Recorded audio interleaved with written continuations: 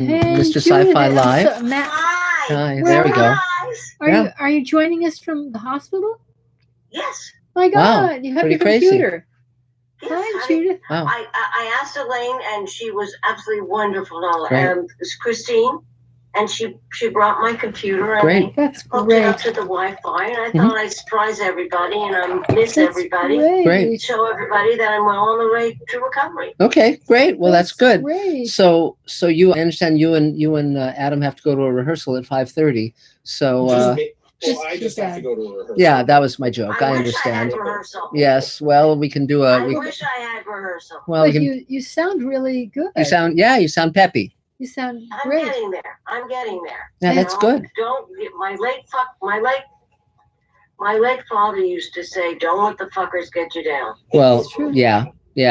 So there you go. But here we are. We're all together again for the table and the Mr. Sci-Fi simulcast, and Yeah. we'll try and be entertaining and informative. And I didn't hear what you said. I'm sorry, I didn't hear what you said. oh no, we're just here for the table and for the Mr. Sci-Fi podcast. You know so we're just right here, and that's all we've got to say. Anything else you need to add, Judith? No, well, first of all, I want to say thank you to Christine and David Bartlett for helping me with Zicree. I'm sorry to lose him. And Yeah, Elaine, the dog. You guys. Yeah. No, but I had a dream about him last night. I felt really bad, but you know. Yeah. No, it's. But they said We'll move on. We'll get you another dog, and it'll be 1,000 times better. No, it's going to be it'll be the perfect fit. And we heard that at Pet Orphans that he was playing with all the other dogs and he was bouncing around. Oh, you saw him at Pet Orphans? No, we just heard about it. We heard about it. I mean, when David dropped him off and then went back with toys. Yeah. He went back with all of his toys and his blankets and everything. And evidently he was just getting on super well because he had a whole bunch of Good. space. I'm so glad. I'm so glad. He's such a sweetheart. He was walking on a leash. He was walking on a leash and playing with everybody else. And he had this big space and lots of space to walk on a leash. And so he was happy. That's good. That's good. I'm glad. Okay. I'm really happy. Okay. About that. But yeah. But no. Especially with this, I'm going to the doctor on Monday. Okay. Billy will take me, and I will find out further information. Hi, guys.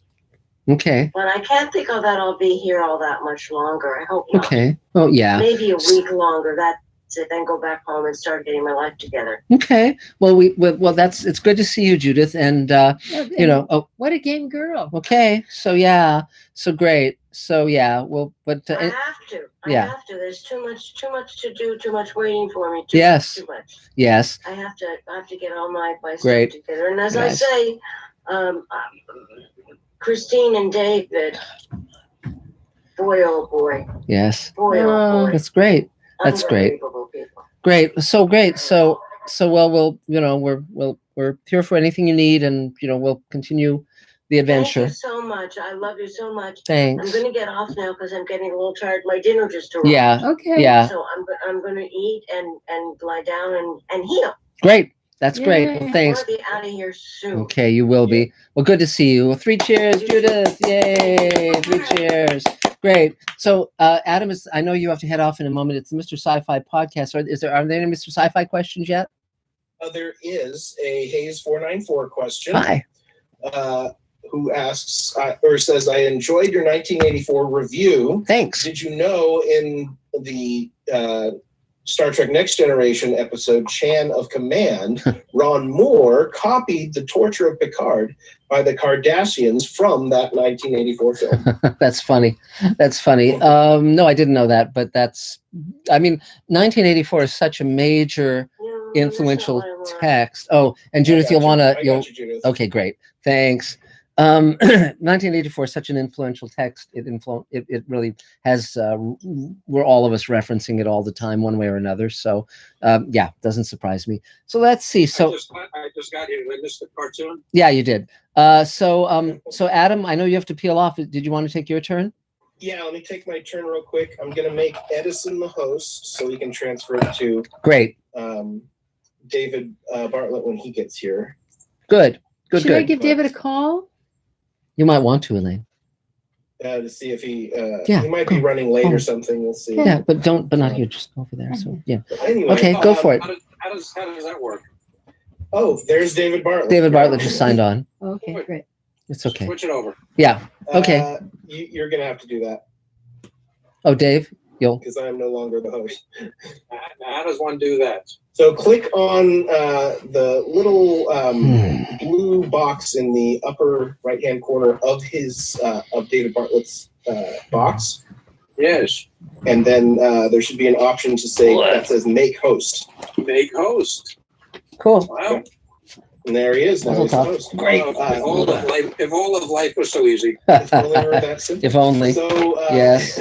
For my turn, hi guys. My name's Adam Sartain. I'm an actor, voice actor, with over 75 different voices, accents, and impressions. And I am an associate producer on Space Command. So I actually have to leave right after this because I booked a virtual table read. Yay. Which is great. Yes. And we have today's the rehearsal, and then next week, a week from today, is the performance. Well, I'm the host now. Yes. Yeah, that's why you're the host, David. And you're a birthday boy. And Monday was my birthday. Yay. Three cheers. Yay. It's been and they ask you what are you going to do next, and I'm going to Disneyland. I Yay. just got my ticket today. That's great. That's great. I got in the queue line at 7:45 a.m. Wow. And at 4 o'clock, I finally was able to purchase a ticket. Wow. Oh my Wow. God. Well, congratulations. So, thank you. Mr. Toad's wildly infectious ride. Yes. Yes. Yes. Yes. Sad, Yes. and then, Yeah. Peter Pandemic. Yeah, Peter Pandemic. That's Yeah. perfect. Yeah. No, but I'm excited for that. Yeah. And excited for this this virtual table read. So I think that's about it for me. I'm always available for table reads and for if you want to hear how something sounds, I can do lots of voices. So Great. I intend on putting out a video on my YouTube channel of me going up to various Disney characters and talking to them in their voice. Mickey Mouse! And getting their reactions. Yeah. Great. That's great. That's the plan. Terrific. Well, But yeah, that's it for me. yay. 3 cheers, Adam. So I Have guess fun, guys. thanks. Have a good evening, good rehearsal. Hello, David. So let's see. I guess we have to see if there's any Mr. Sci-Fi questions. We answered the one about 1984. I don't see any questions. I got it. Okay, great. Do someone first. I'll check this out and we'll get. Okay, Yeah. great. Thanks. There was a question about Sliders making a Sliders miniseries. That would be up to Universal. You know, it's sort of like they own Sliders and they seem to have zero interest in doing anything with it. So sadly, but c'est la vie. But I wouldn't mind working with Jerry O'Connell again. It was great fun when we were making shows. So let's see. So I guess Bonnie, I know you've been here a while. Do you want to take your turn early in the evening for a difference? That's fine. Great.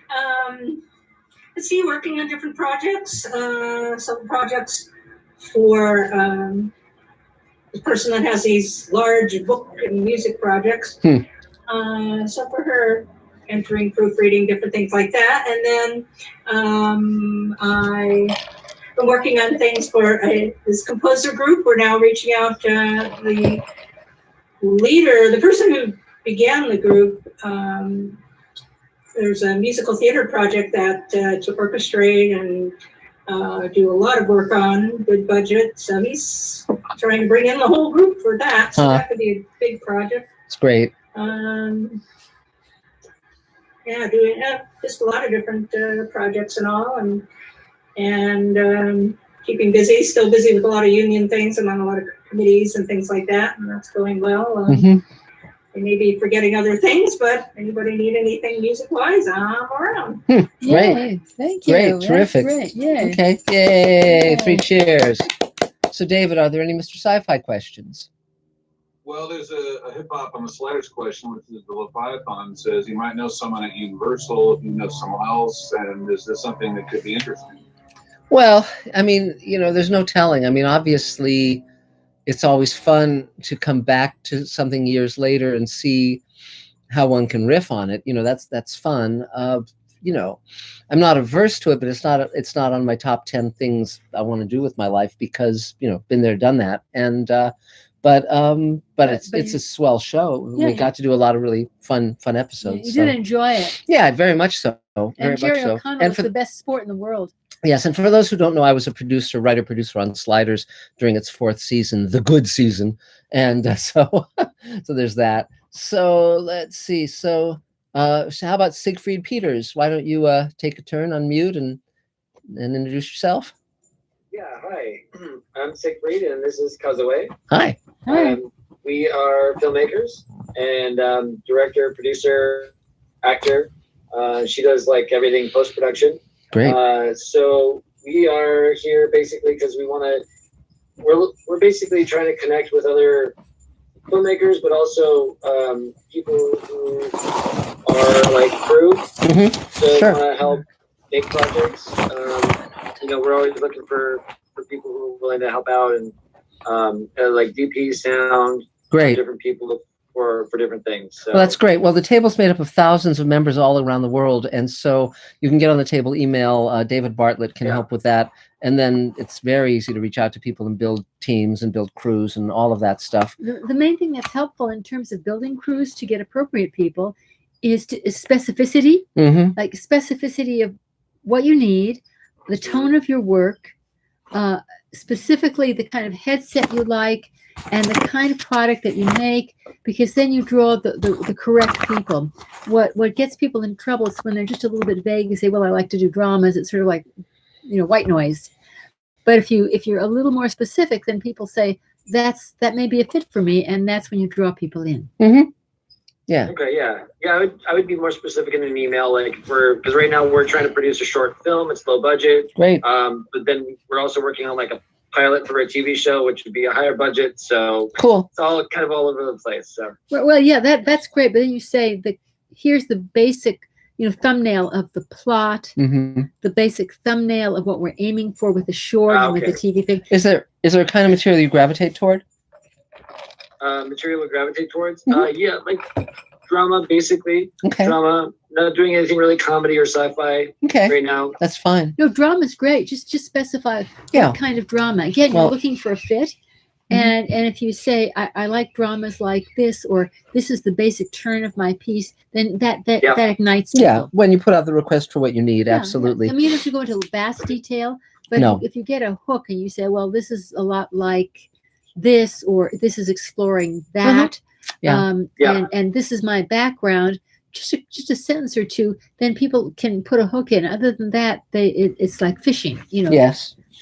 Yeah. No, of course. If I put out an email to people, I would be more specific. Great. That's great. Kind of being general right now, just because. Of course. Too much about. But yeah. And is there any other questions you have, or anything else either of you need? I just wanted to say congratulations for Space Command. I know you've been talking about so many years. Now it looks like established the show, and you came really long way, and congratulations. Thank you. And I wanted to say thank you to Mark. Long time ago, I remember you were saying you are from visual effects artist. Yes. Now you became a creator, and you don't have time, and you had to drop motion graphic side. Now I'm coming to that point. Yes. So yes, I understand what you are saying about. Yes. Exactly. Because again, to get good at something, really good at it, you have to focus, and often that means prioritizing. And for many of us, we have multiple interests, but if we serve all of them equally, often that means that we get really good at any of them, or at least as good as we want to. And so yeah, my degree's in painting, sculpture, and graphic arts, and I had gallery shows and all of that when I was a teenager, and then I gave up the visual arts, except in working with my art team and my VFX team. but I don't draw or paint or sculpt or do any of those things anymore. I probably will return to that, but not today. And so, yeah. So anything else for now? Just one last thing. Sure. You mentioned Sliders. Yes. Love that show. When I Thank was you. younger, it's like It was a lot of fun. So awesome. You worked on it. So yeah, cool. So. I was thinking, because we do a simulcast with Mr. Sci-Fi, and I actually have to find it. It's somewhere. I have a video cassette of one of the episodes I did for Sliders that has an added scene that didn't air because they had to cut it for time. And at some point I may run that on Mr. Sci-Fi just so people can sort of see the lost scene. I think that'd be really fun. But yeah, it was great fun. So thanks. Well, good to see you. Yay! 3 cheers. Now I noticed that David, that someone asked about Elaine's pilot, and so yeah, they finished shooting almost all of it. They have 2 more days. They have 2 more days to shoot. Go for it. Yeah, just it was my DP asked me as a favor to look over his pilot, which he had rewrite it. rewrite it. Yes. He had put together something from a book, and it had to do with the mafia, which surprised me. He's Italian, but it surprised me. Well, he grew up in Sicily, so he really knows he knew the mafia guys. But he really wanted to talk toward that group that he did grow up with. And so it was already a written script, but I did a lot of rewrites on it. And he's this great guy, but I was doing it as a favor. But in the end, it's sort of about justice and that there are good and bad in everybody. And some of the politicians who are not mafia are worse than some of the mafia guys. Mm-hmm. So it's just looking about the complexity of good and evil, which is kind of fun. But it's fun because also it's set in America and Italy, and the main character is a Black female investigative reporter. So that's really fun because I thought it was just going to be, all these old guys shooting their cuffs, but no, it's it's fun. We got to see really fun. Ed Asner and Brian Doyle Murray and Tom Sizemore. There are a lot of really fun actors in it. I got to write for the old guys. That was a lot of fun. Yeah. And they've been getting amazing locations. So a couple of more days, and then they're going to try and sell it. But it's a very complicated piece. It's not the standard mafiosa thing. No. It's family and honor. Yeah. And again, the complexity of good and evil. Yep. So is it a full-length pilot? Yes. Or are they shooting it's a full hour. It's a full hour, and my God, the level of production. I mean, they were shooting at a mansion one day and 2 days actually. This huge mansion out in the valley, and at restaurants and bars and all sorts of newspaper offices. I mean, just really. So they're shooing at all these places. Yes. Oh yeah. Are they? Location you shoots. mean they're filming at all these places? Yes. Ha ha ha ha. And the wit is flying. And but the cool part. But it was a big production. They really were able to squeeze $1. They got a lot for their money. And so we'll see where it goes from here. But it's very cool. And they even showed us some of the assembled scenes. If you remember, Yusuf Sikander.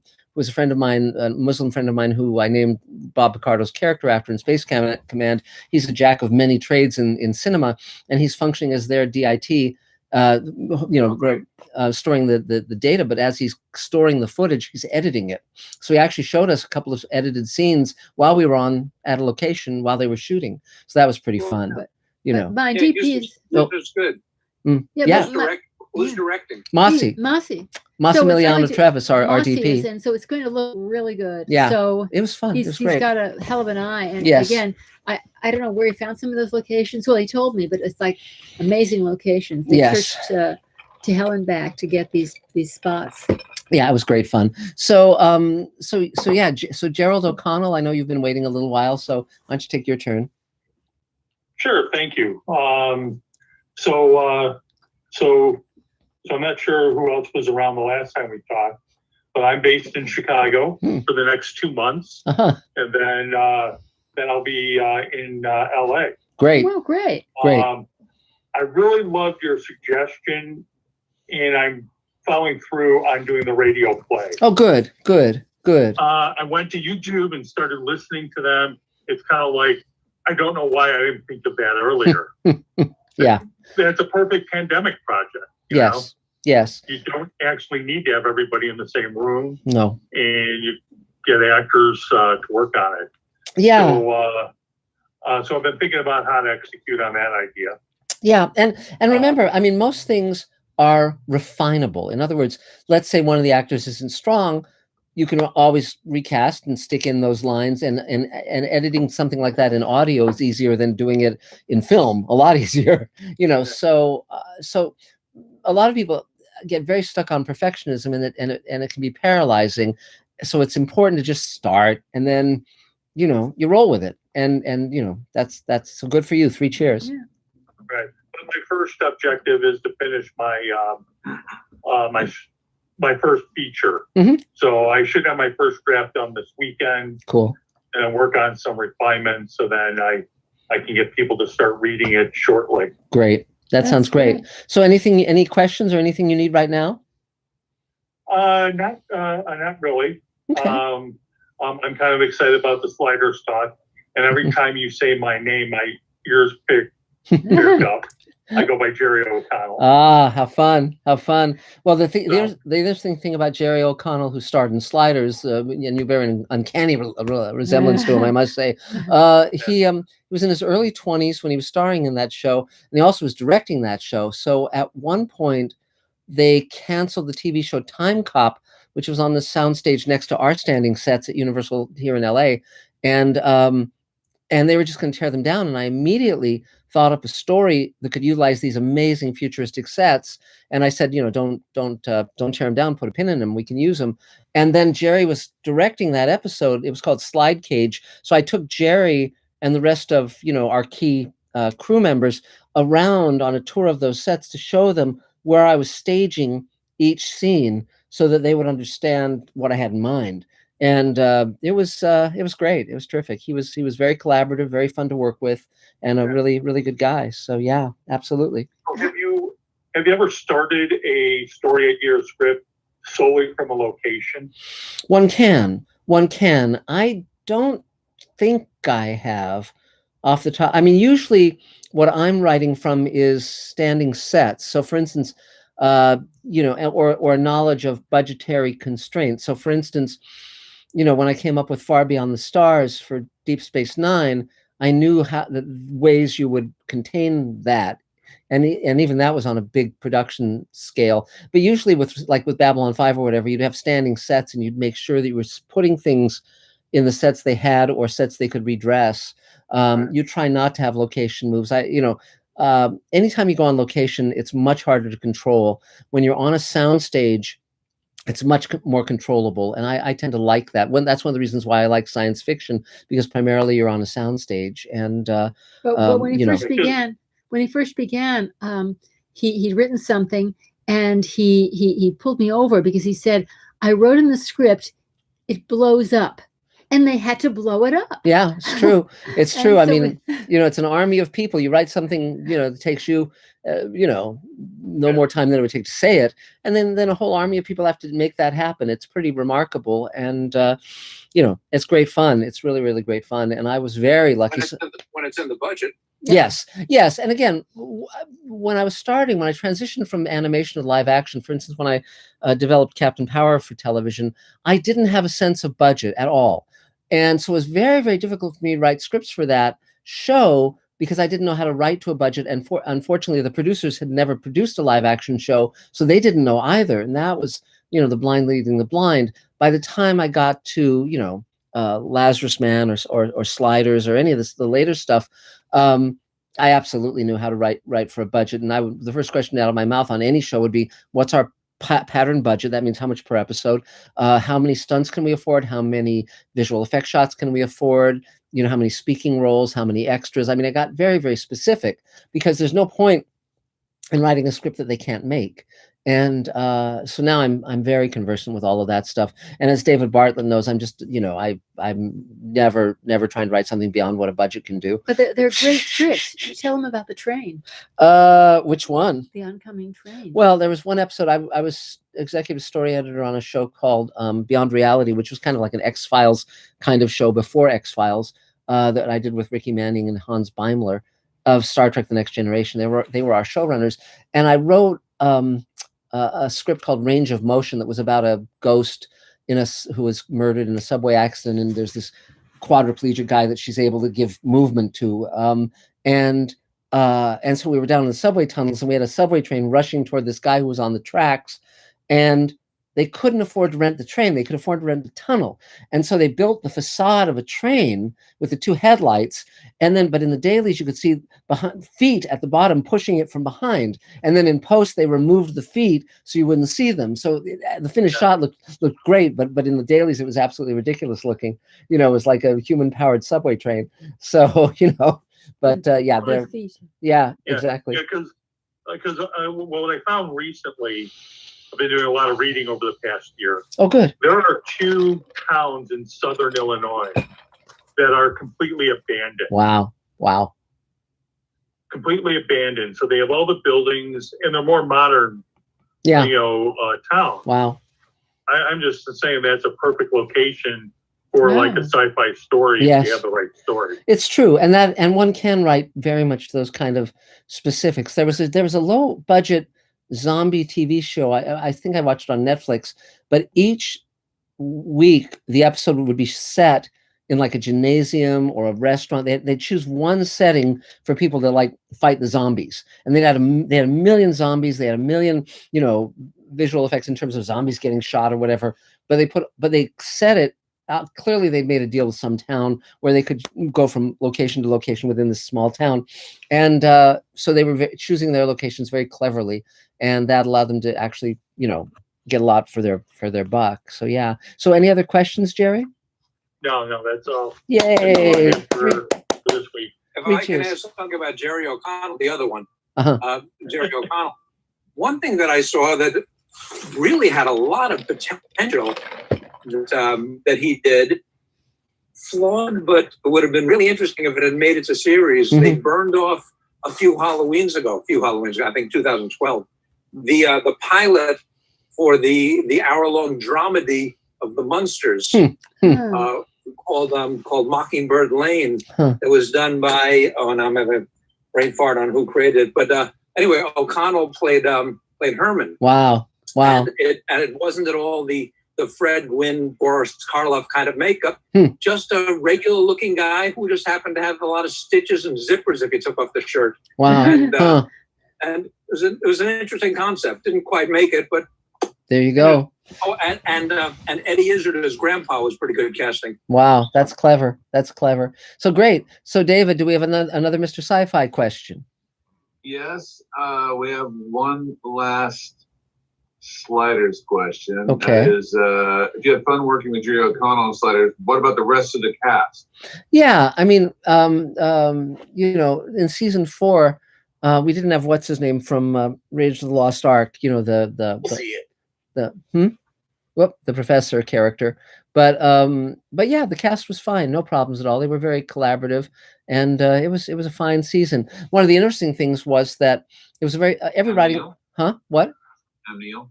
O'Neill? Is that his name? Sam Neill? No, not at all. You're thinking Raiders of the Lost Ark. You know, the one who sings Gilbert and Sullivan. It's right. yeah. Doesn't matter. I'm drawing a blank. But the point is that John Rhys Davies. There we go. Yes, very nice guy. I've met him, but I haven't written for him. But we have a. What, Dave? I said no more calls. We have a winner. There you go. Yes, exactly.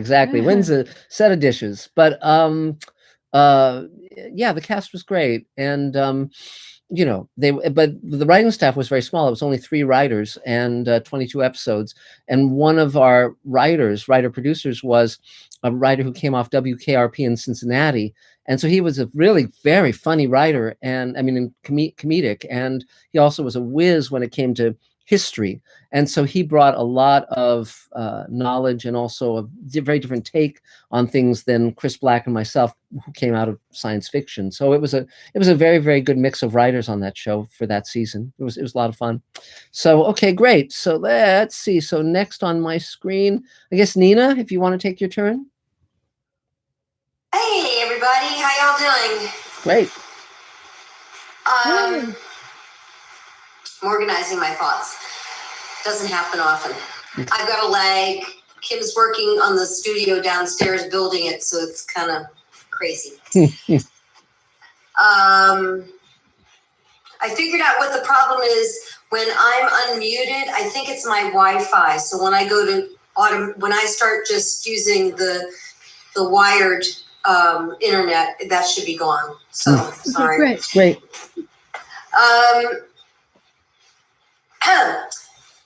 I am listening and open to everything you guys are talking about, and just trying to fan the fires of my gut not having a burning flame in it right now. And instead of going wah wah wah, and which I do a lot by myself, and asking what to do, I think if I'm just quiet and listen, yes, it'll come. Yes. So that's where I'm at. Good. So anything else you need? Maybe some fire to just swallow, so I have a fire in my belly. That's fine. Yes. No, it's good. I'm good. So that's it. Thanks. So you guys being here is what I need. So sure. Thank you.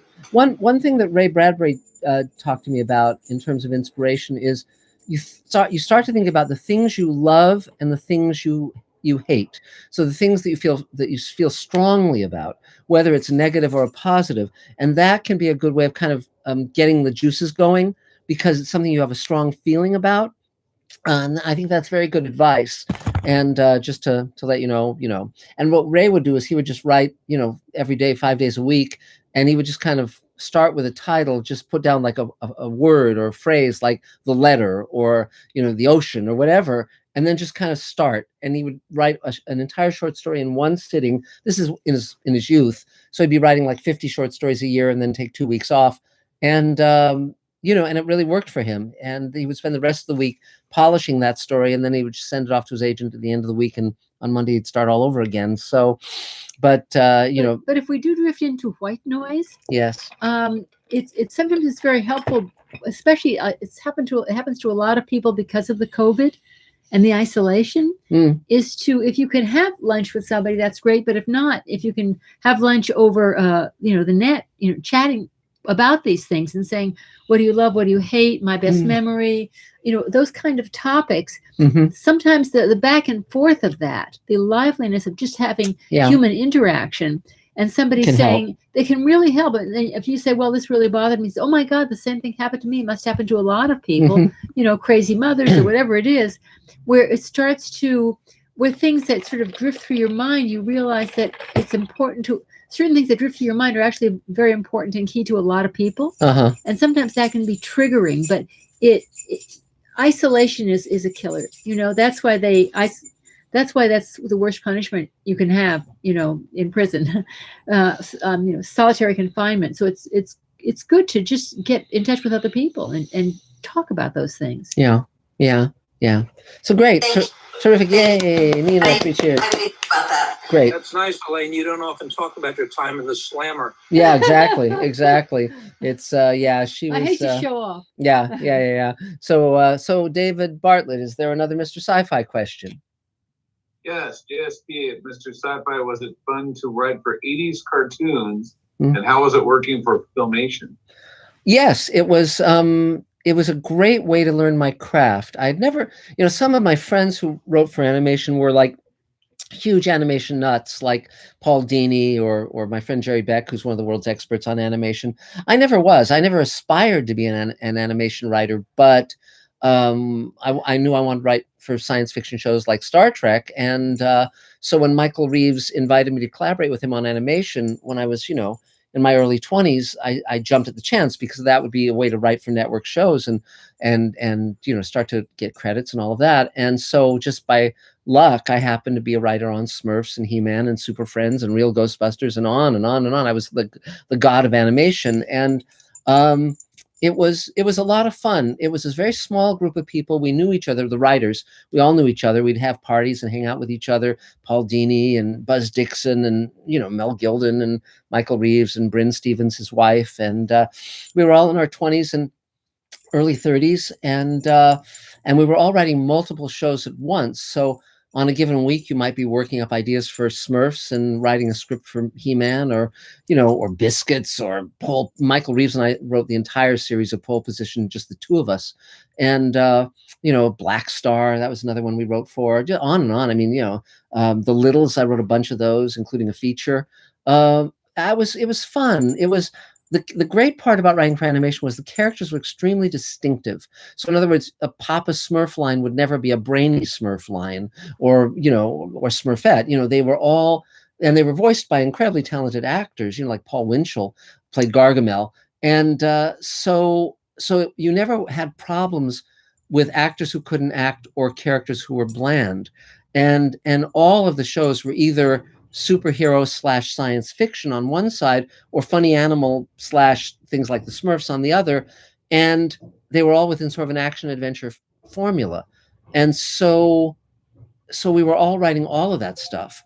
And, you know, and scripts were long. They were like 50 pages for a half-hour script. And, but there were no residuals, but you learned your craft. And then but I was very determined to jump over to live action, and that's what I succeeded in doing, and then rose up to producer and then showrunner. But for 20 years, fully 20 years, I never told anyone I'd written animation, because animation writers and live action writers were two very different camps. And then one day I was at the Museum of Broadcasting, and I heard the young employees behind the counter enthusing about Smurfs, I think it was. And I walked up to them and I said, I wrote for Smurfs. And their eyes got big. And, you know, it's like, oh, so then I started letting people know that I'd written for these shows. And but at the same time, I was also writing books. So I was writing the Twilight Zone Companion while I was writing all those animated shows. And, you know, it was a great learning ground and a great fun time. You know, we were, many of those people are still friends, and I look very fondly back on that. In terms of writing for Filmation, the challenge with Filmation was you'd only be allowed one motion per shot, and they used a lot of stock where they'd use the same shots over and over. So you had to write with that in mind, which made it a little more difficult. But that said, I really loved writing for Black Star, which is the precursor to He-Man. And I think Michael and I wrote most of those as well. And, you know, they were fine. It was fine. You know, the companies were all, I mean, I worked for all the companies, whether it was Hanna-Barbera or Deke or, you know, Filmation or Ruby Spears. I mean, we worked for all of them. And I wasn't ever exclusive to any one of them, because again, you were writing so fast, and that was how you would make a living. You could earn $100,000 in a few months, but you had to really, really be on your game. If it took you longer than a week to write a script, you were not, you know, working at your full potential. Hi, Elaine. So you wouldn't keep your job. No. So that's sort of the short, long answer. So great. So David Bartlett, would you like to take your turn, or did you want to go later? Sure, that's fine. Okay, go for it.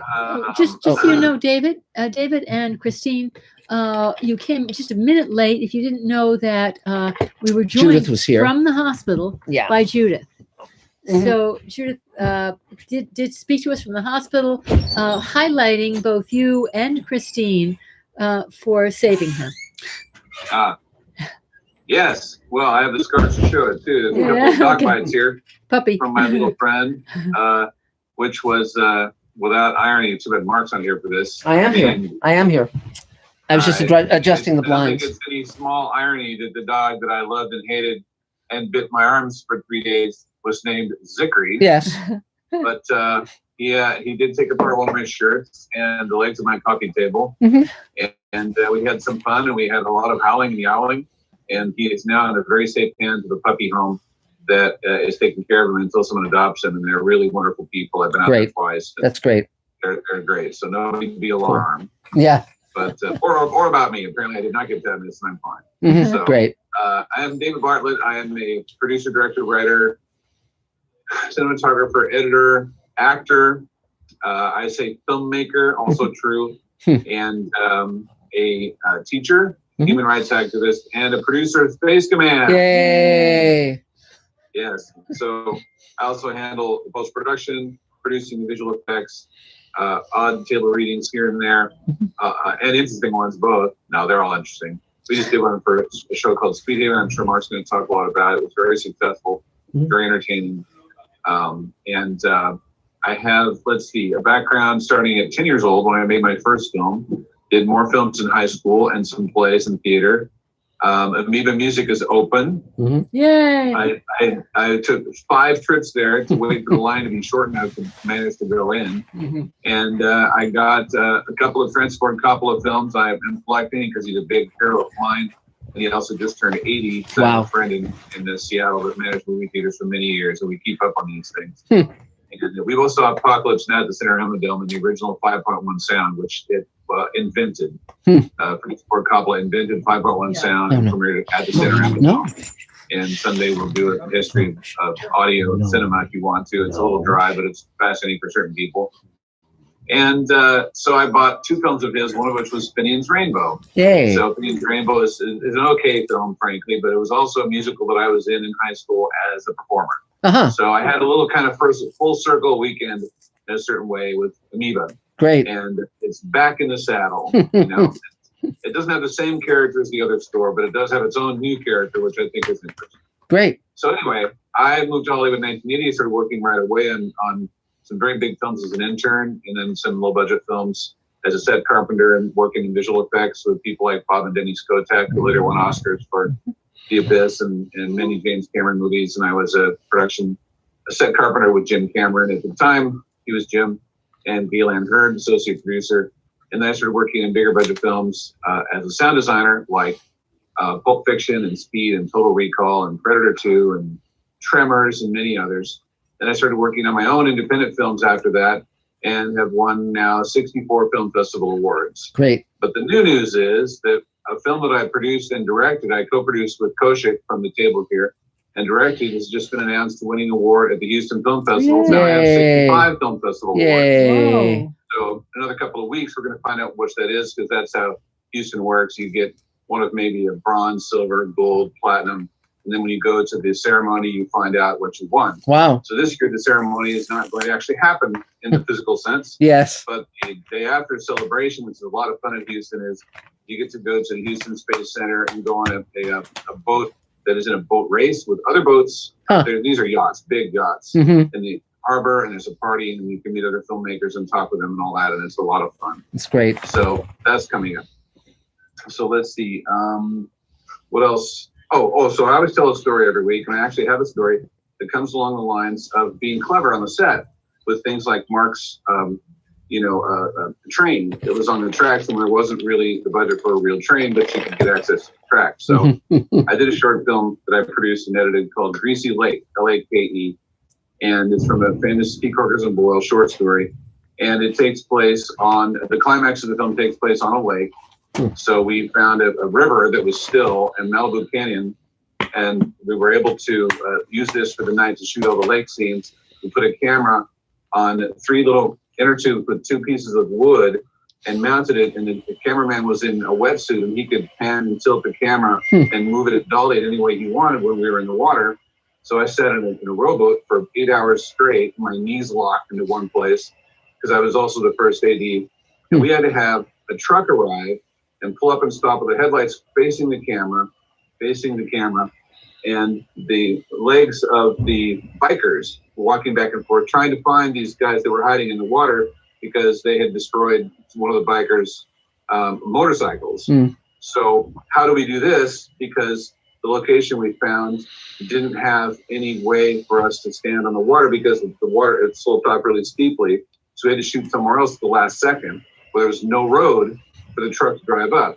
So I said, okay, we'll put 2 lights on a 2x4 with a one light stand in the middle and turn it sideways like this. And then when we have the camera rolling, we'll just turn the board like this, like the truck's making a corner, and then you have guys walk around in front of them either sides, and then turn around and turn it away like this and turn off the lights. And we put in the sound in post-production, and it's absolutely seamless. You can't tell at all. That's great. So that was an early example of some spontaneity, cleverness to get the shot done. Yes. Despite the fact that we didn't. It was actually kind of cool and even better. So that's my story for this week. Great. Greasy Lake won the grand prize at the Houston Film Festival for Best Short Subject that year out of about 600 films. So that was pretty cool. Now, next is Space Command. So Space Command is among many other things, I'm in charge of all the volunteers at Space Command and also of all the paid employees at Space Command. So if you would like to be doing Space Command work, either at a paid position that you're used to doing, or maybe something new that you want to be moving up into, or laterally from side to side to, and also volunteering, I'm the person to talk to. So I'm putting my email here in the chat, and I say it out loud also to the people on Mr. Sci-Fi so they can join in, because for a limited time only, the Mr. Sci-Fi people are welcome to join the table and come and work with Space Command and have a good time. So my email is davefilms, DAVEFILMS @hotmail.com. So with that said, the next thing is the table email.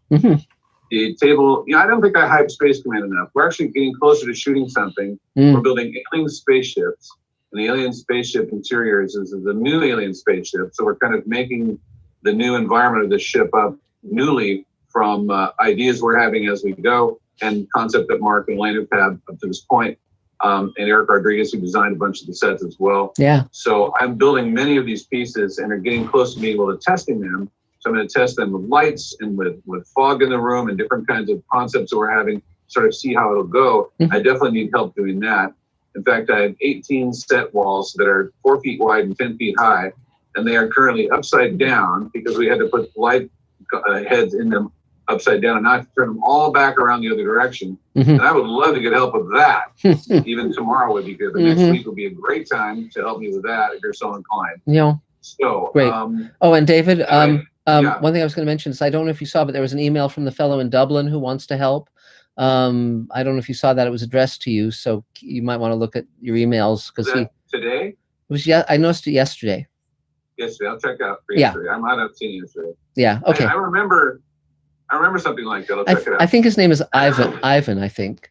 His name's Ivan, I believe. Bit of a commute for Ivan to come from Dublin to help me turn the cable walls over, but I'm up for it. But he can certainly do something else. I mean, we have people all over the place working for us. So yeah. We have people right now in Bolivia and in the Dominican Republic and in London. And I have people I Zoom with in Sydney and even as far flung as Fresno. So great. Cool. All are welcome to be helping. Great. So anyway, that's that. And now the last thing is the table email. If you want to get on the table email is about 2,000 people that all talk with each other like this, except with requests of things that they need help with, and also offer of help they can give. And you can also go on the table email that is for the more personal things, like looking for an apartment, or anything. You get rid of this TV. Please don't tell Mark you want to get rid of the TV, because he'll definitely want it. I don't have any room. But in any case, the table emails are very valuable to people and very good resources, and they're proprietary to this group only. So you can also reach out to me for that. If you're having trouble with the table email currently, or you haven't been able to get onto it yet, you can reach out to me for that too, and I'll take care of that. Okay. And that is my pitch. Right. Yay. 3 cheers. Excellent. So, David, is there another Mr. Sci-Fi question? Yes. Galenda B. Love that name. And Mr. Sci-Fi, are you familiar with H. Beam Piper, Space Viking, The Fuzzy Papers? Yeah. And if so, what do you think? Now, Yeah. that's one I've never heard of. Yeah, I'm familiar with his work, and yeah, he's not one of my favorite writers, but he's not a bad writer. He wrote Little Fuzzy and a lot of those things. I think a lot of his work has fallen into public domain, because if you go on LibriVox, which is audiobooks in the public domain, you can get a lot of his things. You can listen to a lot of his stories there. It was popular in the 60s and 70s, the later part of the 20th century. But H. Beam Piper is a great name, a great writer's name. He was sort of that mid-range, in my opinion, he was sort of that mid-range of very competent storytellers who weren't the top rank, like, Arthur C. Clarke or Heinlein or Ray Bradbury or Asimov, but who could make a good living and who could write an entertaining story. So he's just one of those people I haven't gotten into. There's a number of writers who I just never got around to, like Jack Vance, and I've read some Philip Jose Farmer, but not a huge amount. Whereas other writers, you know, like Ted Sturgeon, I gravitated to, or Harlan Ellison, of course. So, but I'm definitely familiar with H. Beam Piper and his work. Absolutely. So let's see. So I guess Stephen, I know Stephen Gebb, you've been waiting a while. So if you want to take your turn, go for it. Hi, Mark. How are you doing today? Good. So I'm basically just looking to volunteer, particularly in Orange County, like when more productions get filled, even for fun. Great. And also, you know how there's a lot of charities and miscellaneous events that you can network and meet people. I'm willing to do that too, like whenever things open up. Great. Well, things are starting to open up. I mean, you know, people can get their vaccinations now, so that's very, very good. And so yeah, and but obviously putting out an email request to the table with that kind of exactly with what you said, I'm sure you'll get response.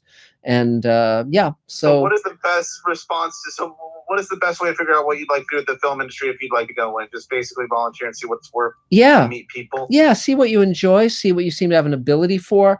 I mean, you know, some things. I have a very specific kind of mind. I'm very good with certain things, but very, very bad with other things. And so it becomes very quickly apparent what one can do well and what one can't. And so the way you do it is you try stuff and you see. I'm good at storytelling and telling people my stories, which I could translate probably to something. Mm-hmm. Yes. So, but it's good. Like Christine Laurie, who will be up soon. Yes. She just started by starting and tried everything and just, you know, started. Yeah. Yeah. Right, Christine? Yeah. You just started in terms of volunteering. Right. She tried everything and then started to, yes, you know, more and more find how many skills she had and get more comfortable on a set. Yes. Yes. And can we meet up like sometime like when you guys are more comfortable? Yeah, well, when eventually we'll be back to having the table at a restaurant, like we used to. But I also don't live in this. If you were to get me like 2 years ago, it would be a lot easier. Yeah. Well, again, you know, there are probably people in Orange County who come to the table, so there might be a way of carpooling or whatever, you know. So, well, I mean, I could drive there, but you know, the traffic and you know, it wouldn't be easy to do all the time or. Well, we understand. But there are tables all over the country, and yes. you know, in California is a very big state, so having a second table is. Yeah, but again, these are later considerations once the pandemic's over. So, but David Bartlett can advise you in terms of volunteering because he's he works with volunteers all the time and knows, and he came up through the industry in that way. I mean, basically, he threw himself into a lot of things, and I might be volunteering there in a couple of weeks. Great. That's great. What do you guys do at the Space Command? Well, it's Space Command is actually very near Orange County because we're in Pico Rivera. And that's like 30 miles away. Yeah, that's very close. You could walk it. And but yeah, so we're building sets. We're doing all sorts of stuff. So there's a ton of possibility there. Absolutely. And so I'm going to give it a try. Yeah. So just I can tell a couple table success stories about this. Sure, if you'd like. Sure. So there's a fellow named Xavier Madsen. He came to the table. He is a vet. And he didn't really know what he wanted to do. He had a certain amount of retirement money available to him, and he was sort of kicking around. And he thought he might want to do something with film. So he came and volunteered with me one day. Another fellow named Damien Gerard. And he was from the UK, and he wanted to break into acting here. And he had been working for MI5, Scotland Yard. So they both came on the same day to help me. And I said, this is great. You guys are awesome. I'll tell you what we do here. Whatever needs to be done, we'll see what you can do, and we'll see if we can work something out. So I said, okay. You see that printer? That printer does not work. And I am pretty good with computers, and we cannot make it work. You guys can fix that printer, it'd be great. And these two guys, smart guys, and Xavier repaired C-130 engines and was in charge of the shop that did that for the military. They took 45 minutes to figure out what was going on with this thing, and they did fix the computer. So Xavier then came on the set, worked as a camera assistant, became a professional camera assistant, went to my recommendation and others, went to LA Film School for a year and came out, and now he's directing. Wow, that's great. Gerard had wanted to have some help with his acting career, so we got him hooked up with a little thing called a green card. So now he has a temporary green card and full-time work permit, and he can work there anytime he wants. And those all came from volunteering with me to help me with my printer and Space Command. So I'm very grateful to people that help and I try to work with them as much as possible to get them to advance in their careers as much as they can. Yeah. There are many other examples. Christine Laurie's one of them. But Adam Sartain came to help on the set one day, and when he was done, he said, "You know, I want to thank you for this experience, because what I decided was I never want to work on the set again." Well, David, I'm not. I mean, Because I'm on camera person. I'm an actor, and I'm on camera, and that's what I do. I said, "Good. I'm glad you fixed that up for yourself." Dave, when I do get a job, I'd prefer it to be within 20 miles of me, just because commuting is not my thing. It's just easier with traffic. So when the time is right, I'd like to look for something closer. Sure. That's fine. So anything else, Stephen? No, it was a pleasure talking with you. Okay, 3 cheers. Yay. I look forward to meeting you eventually. Yeah, well, absolutely. We'll all be, and it'll be so weird to be seeing people in person. I mean, it's going to be creepy, but it's like, I think it'll take some getting used to again. I mean, aren't people what talk on a screen and then you just, Are you guys glad you're vaccinated at least? Yes. It's a huge relief. It's a huge relief. I know. It's just a shame we have to wait for everyone else, though, because I'm ready to go back and travel. I'm ready to go back and live my life, but everything's still not remotely open. It's going to be soon. It's going to be soon. I hope so. There's talk of June, if you haven't heard Newsom talk. Yeah, but absolutely. But great. Well, thanks, Stephen. Good to see you as always. It was great chatting with you guys. Great. Terrific. So, David, is there another Mr. Sci-Fi question? Yeah, I actually drove by our old haunt the other day, and they put out Marie Callender's. They put out a big sign that they're allowing outdoor seating and things. Great. Starting to let people be active out there too. Great. That sounds great. Terrific. Well, so Hayes 494 says, "I saw Stephen King's Langoliers miniseries on YouTube recently. Would you or Lane ever be interested in rebooting it? If so, what would you do differently?" I read The Langoliers and I actually liked it quite a bit. It's really a short novel, even though it was a package along with short stories by Stephen King. The miniseries, that's an awesome short story. I read that too. Yeah, it's very good, but the miniseries wasn't really up to the quality of the original material, and the visual effects were really poor, as I remember. The problem with all that stuff is it's very expensive to acquire, and often, it costs hundreds of thousands or millions of dollars to acquire a major writer's work, and so it's not something I'm really thinking about. Interestingly enough, Elaine and I just watched Rosemary's Baby, which I hadn't seen since I was a kid, and it's a terrific movie. And interestingly enough, Ira Levin wrote a sequel called Rosemary's Son that I've just started reading. And it's basically Rosemary comes out of a coma and her son is now an adult, and he's started a sort of this worldwide religion, and we'll see how that novel is, but that's so far it's really fun. And was that the basis of the TV movie? I think it's called Look What Happened to Rosemary's Baby. I don't know, Dave. We'll have to do some research. Yeah, but it's definitely fun. Ira Levin is a really unsung genius of science fiction and horror. I mean, he did Rosemary's Baby. He did Boys from Brazil, which is about cloning. I mean, he wrote a number of novels that were really very Stepford Wives. Again, these are iconic. And so he really was quite a talented and imaginative man, So anyway, great. So let's see. So I guess I'm looking who hasn't had a turn yet. I guess Bill White, if you want to go for it.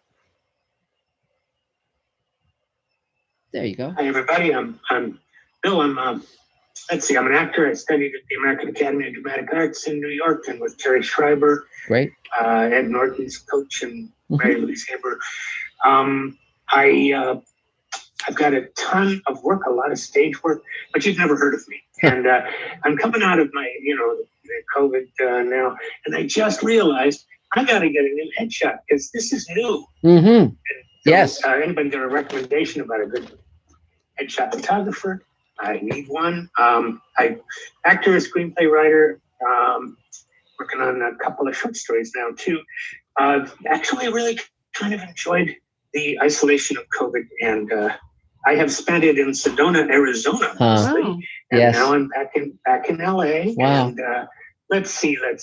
I come here just for the stories. Yeah. And Mark, I went and you can buy for I think $1.99 the Outer Limits Harlan Ellison Soldier. episode. Yeah. Wow. And I watched that this week. Yes. And it is really, they were like on zero budget. Yeah.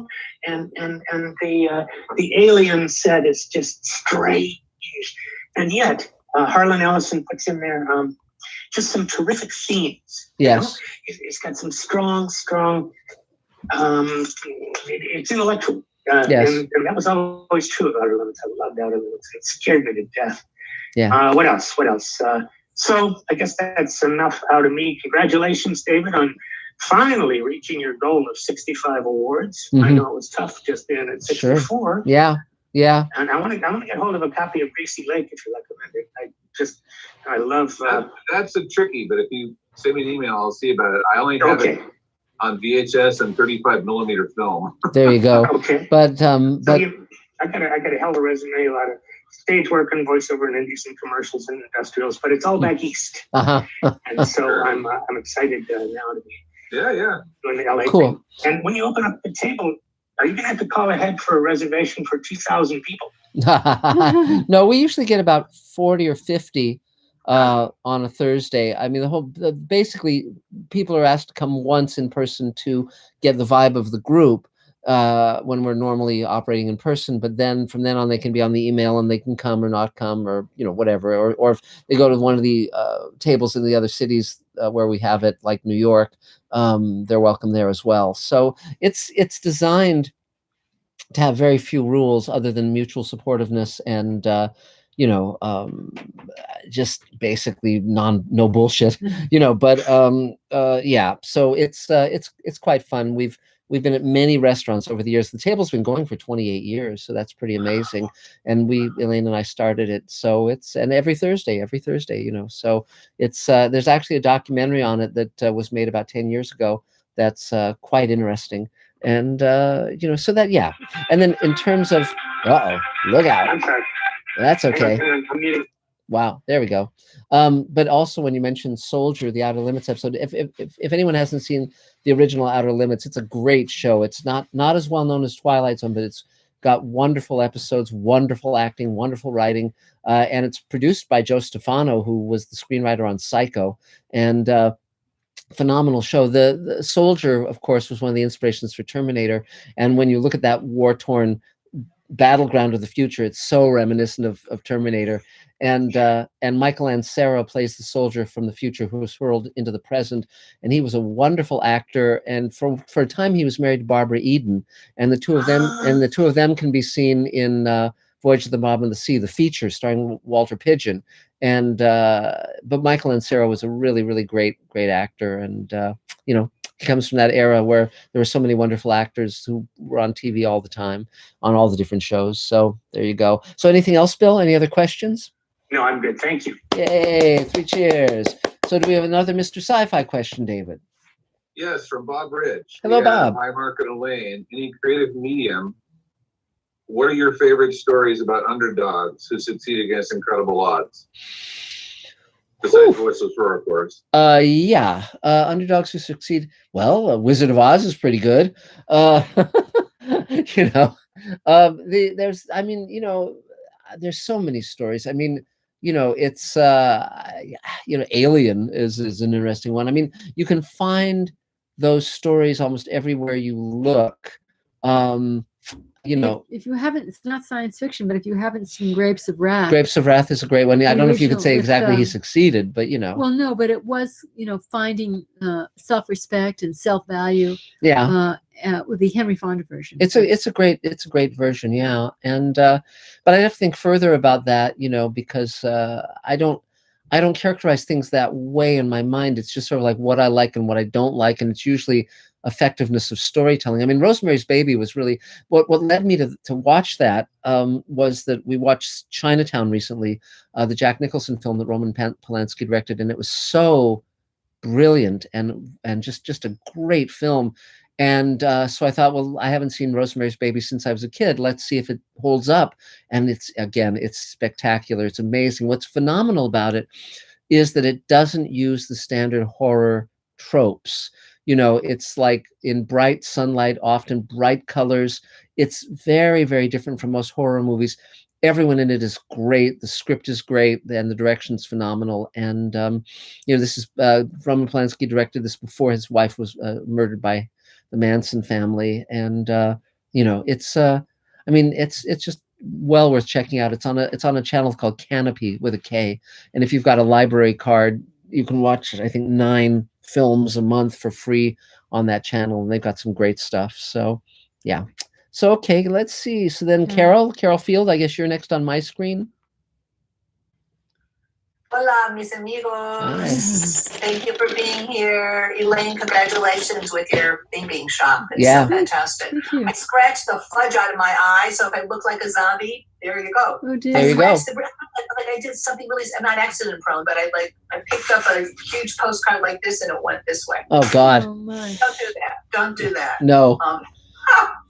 I really enjoyed being in a table read on Sunday. That was fun. It was so much fun. It made me happy for the whole day. Hmm. And I changed the character a lot from Hilma to kind of sociopathic Wendy. So I don't know what you wanted, but I'm playing with it. That's fun. That's what fun. happened to Judith? What's wrong with her? She broke her arm, Well, and then the doctors mishandled it, and she almost died. Well, It was- but it was specifically she stumbled and she fell into Dog-related injury. Well, but she was gathering up some stuff for the dog, and she stumbled and she hit a post, Yeah. a pole, and broke her arm. That wasn't the bad part. She broke her arm. But then they took her to St. Joseph's. She wanted to go to Cedars, where she usually goes. But the ambulance said, well, we can only take you to this place. And they then put on a brace so tightly and so wrong that they broke it in 2 more places and broke a vein. Yes. And they found out and then she started to go down because she was bleeding internally without realizing they had broken a vein. And so it was noticed that she was starting to turn black and was like going down. And then they took her to Cedars where they have real doctors, and the doctors were furious, appalled. They brought in a vein specialist, and instead of it being a 1-hour surgery to fix the break, it was a 4-hour surgery to fix 3 breaks and the vein, and to put in a whole bunch of huge transfusions and physical therapy. And instead of an overnight at the hospital, it's like 3 weeks. Okay. We just don't know. Please give her my best. Yes. Yes. I'm just so sorry. It is such a lawsuit. She can buy us all a trip to France. Yes. Sounds good. Sounds good. Or suck on that. Speaking of France, frankly, my mom broke her arm in I guess 1999 or 2000. Wow. Went to St. Joseph's and ended up with a compound fracture and spent the rest of her life in a nursing home. Well, there you go. God. There you go. So it's Wow. absolutely. Well, definitely tell Judith that, because that'll be that will be good for her to know. There'll be grist for a Yes. lawsuit. What I was going to say, Carol, is Parkinson's didn't help, but still. Yes. No, but St. Joseph's, my God. Yeah, but I was going to. Mark Nina says that she's already got her hooked up with an attorney. Good. Right. Yeah. Well, in terms of the money that she'll be realizing, we could say relating to the table, we could say next year in Jerusalem. So. Right, and then I could mention my dad, who was brought there. Dad, whose 89th birthday would have been today if he didn't die 20 years ago. Yeah. But, wow. He was brought to St. Joseph's with some chest problems, just chest Yes. discomfort. And they said, no, you haven't had a heart attack. Why don't you go home and call your doctor tomorrow? Oh, Jesus. And if he had woken up, he would have been able to do that. Wow. But he didn't. Well, Dave, just don't go there. I mean, whatever you do. It's the local place. It's convenient. Yeah, really. Now, just to be the other side, I had a double hernia surgery there that went like clockwork, and I am so much better now. Yes, but you're not Jewish. Yeah, that's true. So it's like, I think the tip off with St. Joseph's They probably thought I was Catholic. No, but there's a sign above the entrance to St. Joseph's that says Arbeit macht frei, which should tip off any Jews. So run. But anyway, these are in jokes. Yeah. Yeah. Anyway, be that as it may. So please continue. Yay! It's great. It's a great book. It's kind of depressing me. It has a happy ending. I can tell you that. I mean, it's serious. I mean, you have to realize it was written during the height of the Cold War, when nuclear annihilation was very much. I'll tell you. Here's the things that basically form the basics of Martian Chronicles. When Ray was a kid, he grew up in Waukegan, Illinois, until the age of 12 or 13. And then his family moved to Arizona briefly. His dad was looking for work, and then finally they settled in Los Angeles. And so Ray had the experience of the small town world that sort of informs the Martian Chronicles, but also he saw in Arizona the desert landscape and the Indians, the vestiges around, this is around maybe 1930, 32, the vestiges of what had happened to the Indians. And so this dying culture, these dying indigenous people, was very much an influence, as was the King Tut exhibition. King Tut was discovered in 1922. Ray was born in 1920, and so the aesthetic of the masks, those gorgeous masks, also informed it. So all of that, plus the threat of nuclear annihilation after World War II, all of that formed the sort of the science fiction stew that Martian Chronicles is. But it's a phenomenal story and beautifully written. And but if it depresses you, there's always It, but Fahrenheit 451, if that depresses you. Yeah. I know. If like you watching news, I know. There's Is a anyone going to- what? Sorry. For 1984. Yeah, really. Yeah, that's true. I know. But there are books you can read that are funny and will lighten your spirit. Cold Comfort Farm is terrific. It's a great book and was made into a great movie. And what other funny novels are there? Three Men in a Boat is really a fun read. S.J. Perlman is entertaining, reading him. Elaine was recently reading the poems of Ogden Nash, which are very delightful. So there's a lot of stuff to read that kind of buoy you up. I started reading Oscar Levant's memoir. He was quite a wit in his day. Mark Twain, in one of his collections, he has a paragraph on different ways of being socially appropriate, which is very funny. Twain, of course, is extremely variable in terms of both quality, but also in terms of tone. Some of his funny things are very, very funny, and some of his darker things are very, very dark. So he's a brilliant writer. And but go ahead, Carol. What else do you need? Is anybody going to the Cannes Film Festival virtually this year? If you do, please let me know. Okay, David is. I was in a movie that was I might have brought this up. I was in Cannes about 20 years ago, and it was called Sea of Innocence, and we were invited to go to the festival. So I went to Cannes. Great. It was really wonderful. It was so non-Hollywood. It was unbelievable. It was just beautiful, and I was so honored to be there. And I played a hooker, and I got some interesting people. I'm an actress. That's really not.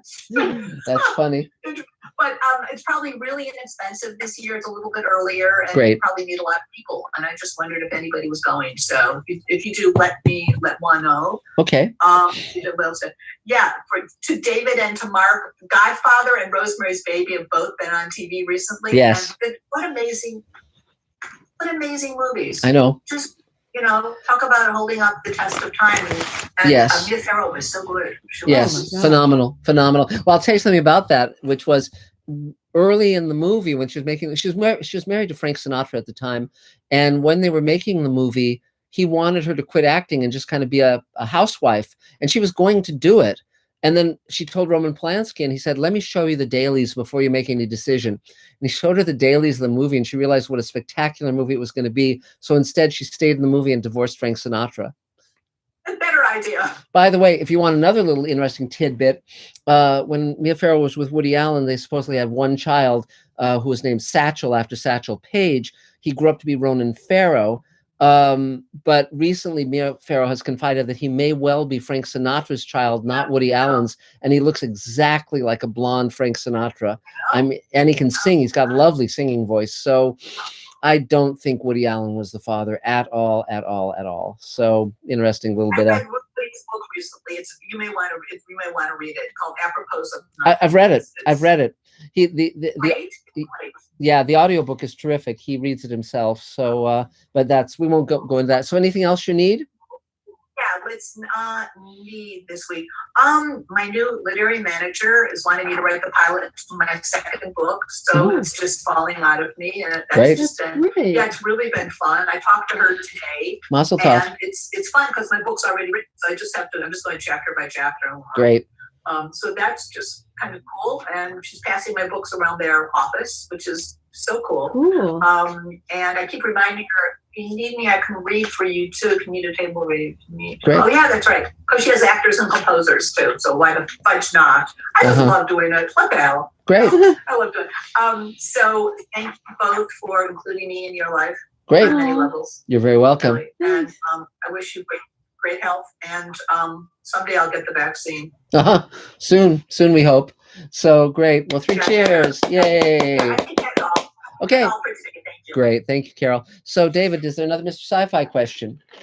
Yeah, there's actually quite a few piling up, but we might want to do 2. Okay. You bet. Scott Baker says in Mr. Sci-Fi, one of my favorite ELO albums is Time, which is a time travel concept album. Do you know of any other sci-fi total concept albums? Well, there's I know of one. War of the Worlds, of course, the musical. There's also, well, Tommy is kind of science fiction in the way that's kind of about a messianic figure. Let me think. There's Journey to the Center of the Earth that's narrated by oh shoot, Rick Wakeman did the music, but it's narrated by that super famous British star that we all love. Oh, I can't remember the name. I don't know. Think of it. Well, anyway, there you go. It's a good one. That's Yeah. Well, no, Richard Burton is the narrator of. Was he? Richard Burton. Because he also narrated War of the Worlds. Wayne's musical version of the War of the Worlds, which, if you haven't heard, is certainly worth a listen. I'm sure it's on YouTube. And there's several versions. And of course, Little Shop of Horrors, but that's mainly a Broadway play turned into a great soundtrack. So yeah, okay, great. So that's what I know off the top of my head. Go ahead, David. And the next one is Scott Baker again. He expressed interest in guest lecturing. This is Mark. It was pitched in the chat a while ago. I've refined the idea to include industry experts in creating curriculum, possibly marketing. You still up for that? Talking about it? Sure. Why not? Yeah, you bet. And by the way, one thing in terms of science fiction concept albums, another great source is audio books and radio dramas in terms of science fiction. There's a lot of that stuff for free on YouTube. It's really, all you have to do is type in, H.G. Wells audio book or, science fiction audio drama, and a ton of stuff will come up. So I highly recommend that. So great. So let's see. I guess, Christine, Laura, you're next on my screen. There we go. Hello, everybody. I'm going to put my contact info in the chat. And I've been coming to the table, I feel like it's 3 years now. Not really sure. Great. But I was like, I don't know. I just know that I don't want to do what I was doing before. And so slowly I've been shifting from what I was doing to doing more entertainment things. And the most recent, and I've done more job titles than you can shake a stick at. And the most recent thing I did was actually background acting. And the thing that, and since I do not feel like I am myself a natural actor, I had to remember things like what Elaine said, which is that you should be able to see it in your eyes. And I'm like, okay, so I'm a background actor, and then this is the little plot they gave us, and what would I be doing? And then they kept moving me around the room to different places, so whatever I was doing must have been okay by them, because they kept moving me to other things. So that was kind of fun.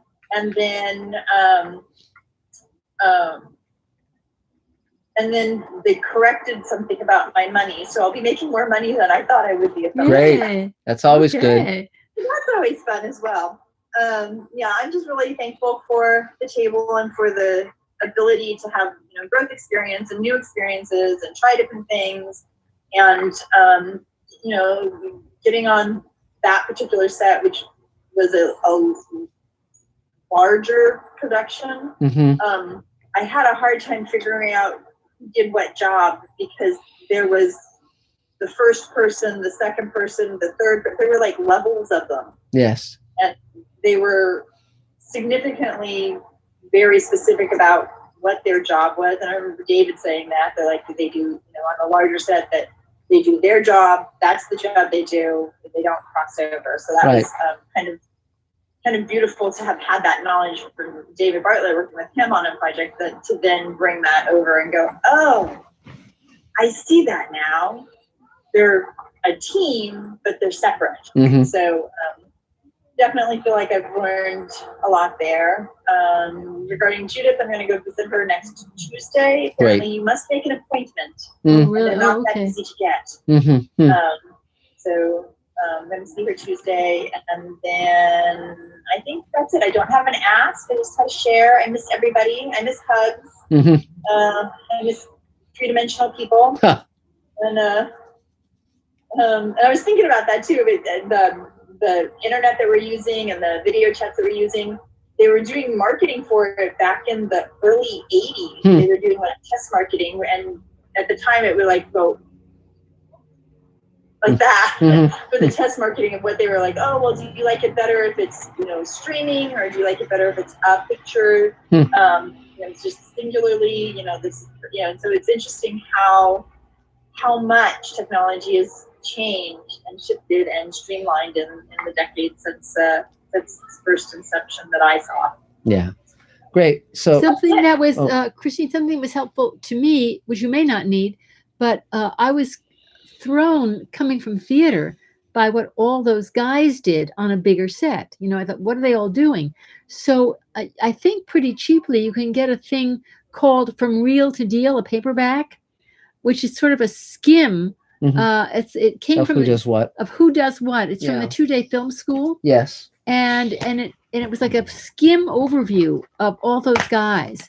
And I bought it. It wasn't that expensive, but I think you could probably get a secondhand copy very cheaply. And it just sort of, I was kind of intimidated, and it took away the intimidation because it just sort of made it very simple. It was like this outline of what everybody does. Yes. On a What's bigger the title set. again, Ellie? It's From Reel REEL to Deal. To Deal. Yeah. By Dove, DOVSS Simmons. Yeah. And he used to do a class. Does he still do a class, David? Do you know? The 2-day film school? He hasn't done them in person in a while. There was talk of an online one that I heard about. There's online stuff now. Yeah. But it was like he fun. Did it forever. Yes. He did. For years and Yeah. years. I mean, he's like 182 years old now. I mean, he's a head in a tank with nutrients. It was fun and funny, You know. but the main thing was he made it. He didn't flood it with details. You could do all these reference things if you wanted details, but it got away the intimidation factor of all those guys coming from theater where there aren't that many guys. Good dog. Okay. So anything else, Christine? Oh, I'm sorry. No, thank you though. Okay. Yay. 3 cheers. Is there another Mr. Sci-Fi question, David? Yep, couple more, a few more. Kevin Scott 76 said, did you both see Blue Origin's rocket launch and capsule recovery on land? No, we didn't. I mean, mainly I watched the SpaceX stuff. I wish they'd stop blowing their rockets up. But you know, thank God no one's in them at the time. And but no, Blue Origin has been much less interesting to me because for me, the next Mount Everest really is Mars, man landing on Mars. And Elon Musk seems to have the inside position on that one, you know. So I mean, I think he really means it. And you know, so by my lights, it'll either be him or China, and I hope it's him. I'm waiting for Saturn. Yeah. But yep. You don't think the U.S. is in the running? No. NASA has never been able to get their shit together in terms of a manned landing on Mars. It's because their budgets are too dependent on the whim of the politicians, and so they're able to send robotic landers. But I don't think they're going to pull it together. I think Elon Musk has the money to be able to do it, and he also has the determination. And China has the determination and the money also, because for them, it would be a huge political coup to have the first human beings on Mars be Chinese. And but because I grew up with all those Heinlein stories of, you know, entrepreneurs pulling it together and you know, building spaceships and landing on other planets, that strikes my imagination in a very, very specific way. So yeah, so cool. So so I noticed we missed Dave Edison. So Dave, do you want to take your turn? Yeah, hi everyone. It's me, Dave Edison, editor of Space Command, etc. Bonnie Janowski, I've got there's a second cut of, or a shorter cut of the short film that you'll be doing the music for Mike Lopez and Tamir Yardeen. And just waiting to see what they want to adjust one scene. And once we get that, I'll send that along to you. Something probably won't get to it until the weekend if they get notes to me, but that's when I find time to work on it. Mm-hmm. So I'm looking at IMDb here and just following up on, look what's happened to Rosemary's Baby. Yeah. 1976 TV movie with Patty Duke taking over the role of Rosemary. But Broderick Crawford, Ruth Gordon, Ina Louise, George Maharis, Ray Milland. Wow. So, and it was directed by Sam Osteen, who was a name I know as an editor. He edited the original Rosemary's Baby, plus The Graduate and Who's Afraid of Virginia Woolf, Carnal Knowledge, Catch-22, Portnoy's Complaint, Dave the Dolphin, Chinatown. Wow. So plenty of films. So well, it's worth checking out. Look at, and it's on YouTube if you want to see the That's film. great. Well, absolutely, Dave. That sounds that sounds like a lot of fun. I don't think it's the same story as the novel. No. I think Ira Levin wrote it later, but yeah, it doesn't seem like it's based on a particular novel except for Rosemary's Baby. So. But there was a whole period of the 70s and 80s where you'd get really fun horror movies like Rosemary's Baby and The Omen, and I mean, there was a spate of them, just really fun. The Exorcist as well. The Exorcist as well, yeah, and so that was really fun before you got all the slasher movies and all that stuff. So Race with the Devil. There was a TV movie called Crawhaven Farm that I remember was fun, but again, these things crop up on YouTube now. Yes.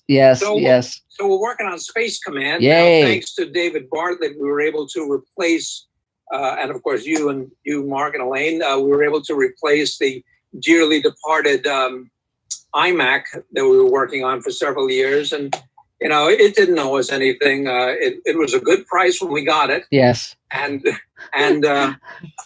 we just wore it down. So it finally died on us. But David got that was a 2013 computer. And by the way, got us a 2012 iMac Mac Pro Tower. But this thing is a workhorse. Yes.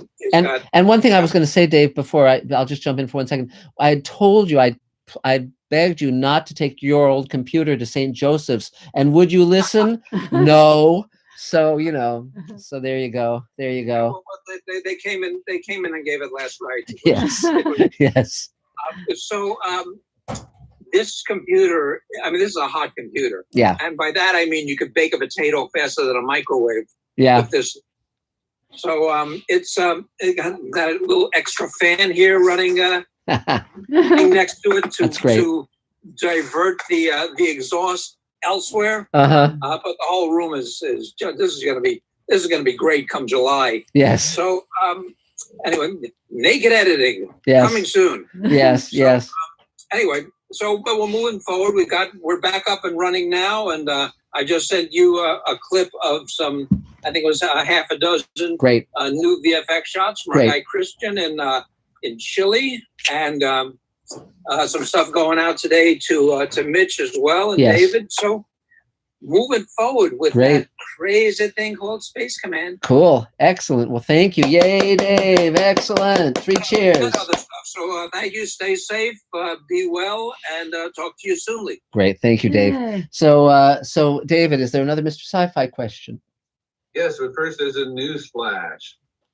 The news flash is the Dove SS Simons is still doing those seminars. Oh, okay, great. They're online. They are DVD available. They're $300 or $400. He boasts $16 billion grossing of the people who have graduated from his seminars. That's great. So you're in good company if that's said. Great. Anyway, so Terrific. Richard Grian says, I wonder, with all the sci-fi reboots, if anyone would like to remake the British space drama Blake 7. Yeah, and again, this stuff all gets back to who owns the rights. And every now and then they team up the right person with the right property. It was really interesting. Ronald D. Moore, when he decided to reboot Battlestar Galactica, it was simply because he'd written pilot after pilot after pilot that didn't go to series, and he's just said, "Hell with it! I'll just take properties that the studios already own and that they're already incentivized to make, and do that." And then he did Battlestar Galactica, and it was terrific. And that sort of broke him out of that curse. And now, of course, with he did Outlander, of course, based on the books by Diana Galadon, and now he's doing For All Mankind, which is a very interesting show and an original. Though I don't think he originated the idea. I think that they acquired it and then he was brought aboard. But but most reboots are bad. But every now and then they'll have a good one come along, and every now and then, remarkably, a sequel is better than the original film or TV show. Battlestar Galactica was an example of that, but it's rare. So let's see, Mark Agashowitz, yay! Oh, excuse me. No. Hi. Okay, so I've been toying with whether I should say this or not, but you probably should have asked me before you started reading Son of Rosemary, because I like IR11 too, but I really hated the ending of that book. Okay. I really hated it. Like, I gave the book away the very day I finished reading it. Wow. So I'll be really, really curious to hear what you say. So when you finish it, you have to let us know. I will. Kind of curious. Thank you for the warning. So, of course, my expectations were really high when I read it because it was IR11. Yeah. So, yeah. Anyway, and then it's kind of interesting that Dave was talking about somebody who was fixing his printer, because while this was going on, if you're paying attention, I kept getting out of my seat because while I've been listening to you guys, I've been fixing my printer. So anyway, my name is Mark. For people who don't know me, although I think everybody here does, I am an editor. There we go. Okay, so new news. Let's see. I'm getting antsy about my short film because I feel like I can reach it, the goal of it being done, but one thing is kind of getting in the way of finishing it. And I understand why it's there, and I don't blame anybody for being there. It's called COVID, made things harder in certain areas. But I literally feel like it's, like when you watch a movie and they're reaching for something and they just can't reach it. Yes. That's where it is. So, but it's aggravating because I want to be able to reach the end and just be done. So there's that. This Sunday, I will be recording the first episode of my podcast, which I've been talking about over the last number of months. It's kind of gone a little bit slower than I wanted to, but this Sunday I'll be actually recording the very first episode, which is exciting. And last Monday, I had a pretty long conversation with a voiceover artist by the name of Rob Paulson, who is a pretty big voiceover artist in the business right now. He does Pinky from Pinky and the Brain, Yakko from the Animaniacs, and goes all the way back to, I believe he was the first Raphael for Teenage Mutant Ninja Turtles. He's agreed to come on the show, and he has given me 3 options of movies that are so far away from anything you would expect from a voiceover artist from kids' movies that it's going to be really, truly interesting. Have fun. But he seemed very pleased to be on the show because I can't speak for him, but I got the sense that he's just going to be really thrilled to talk about something other than the animated shows that he talks a lot about. But yes, that was just me interpreting. So all that's going pretty well. Like I said, it's been taking longer to get my website /podcast up, but that is also so close to being ready that I think next month is going to be a pretty exciting month for me. With all this stuff, I still need a name for my website /podcast, but once I'm under the wire and it's like, well, it has to be up by Sunday, the name will settle itself in. It always does. So working on that and watching a lot of old movies because of the website. Not really watching a lot of newer ones because I'm trying to settle myself in on stuff that I can talk about on the website and podcast. So I've fallen behind on the new stuff. And then for the editing work, it's just a lot of small projects, not really paying a lot, but with this pandemic looking like it's going to be coming to kind of an end soon, hopefully that'll pick up. Cool. Okay. Anything else? And that's it for me. Hey, okay. Cheers. Yay. Excellent. Great. So is there another Mr. Sci-Fi question, David? Yes, and I stand corrected about Richard Burton. It was David Hemmings that narrated Journey to the Center. There you go. David Hemmings. Great. All right. M. Reaping's Star Trek The Undiscovered Country is such a brilliant, brilliant, brilliant film. Thoughts? On Star Trek VI, The Undiscovered Country, is that what we're talking about? I guess so. It's a good movie. One of the even ones, so I guess it's good, right? Isn't that how it works? It's good, and Nicholas Meyer, wrote it and I believe directed it. Wrath of Khan is my favorite Star Trek movie, and probably my second favorite Star Trek movie is the redone version of Star Trek the Motion Picture, the director's cut of that.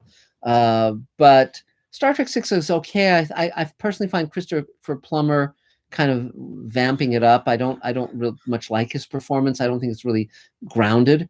And David Warner's okay, but but the whole thing about Kirk as sort of this old cold warrior who hates Klingons just didn't resonate the same way that Wrath of Khan did. It wasn't. Wrath of Khan is personal, and it seems very, very central to those characters. And Star Trek VI, although I liked it, it feels a little more like they're trying to jam a point in and kind of shaping the characters to fit that point.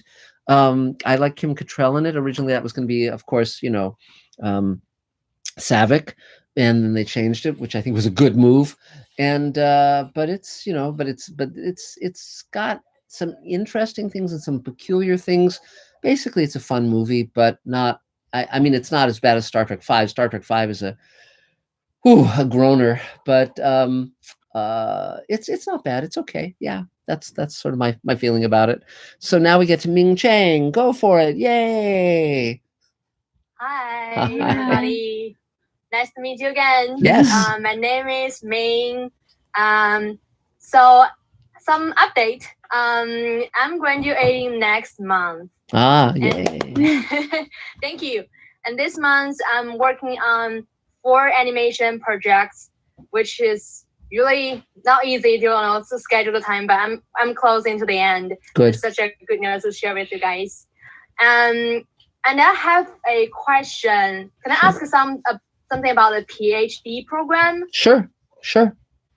I'm interested in PhD program, but haven't decided yet because I would like to put my career in front of the PhD, future studies. Yes. I was wondering, is there kind of way to balance? Is this balance can be balanced between PhD program and work? Since I know some university they do have PhD program, but 90% of the program might be like academic writing.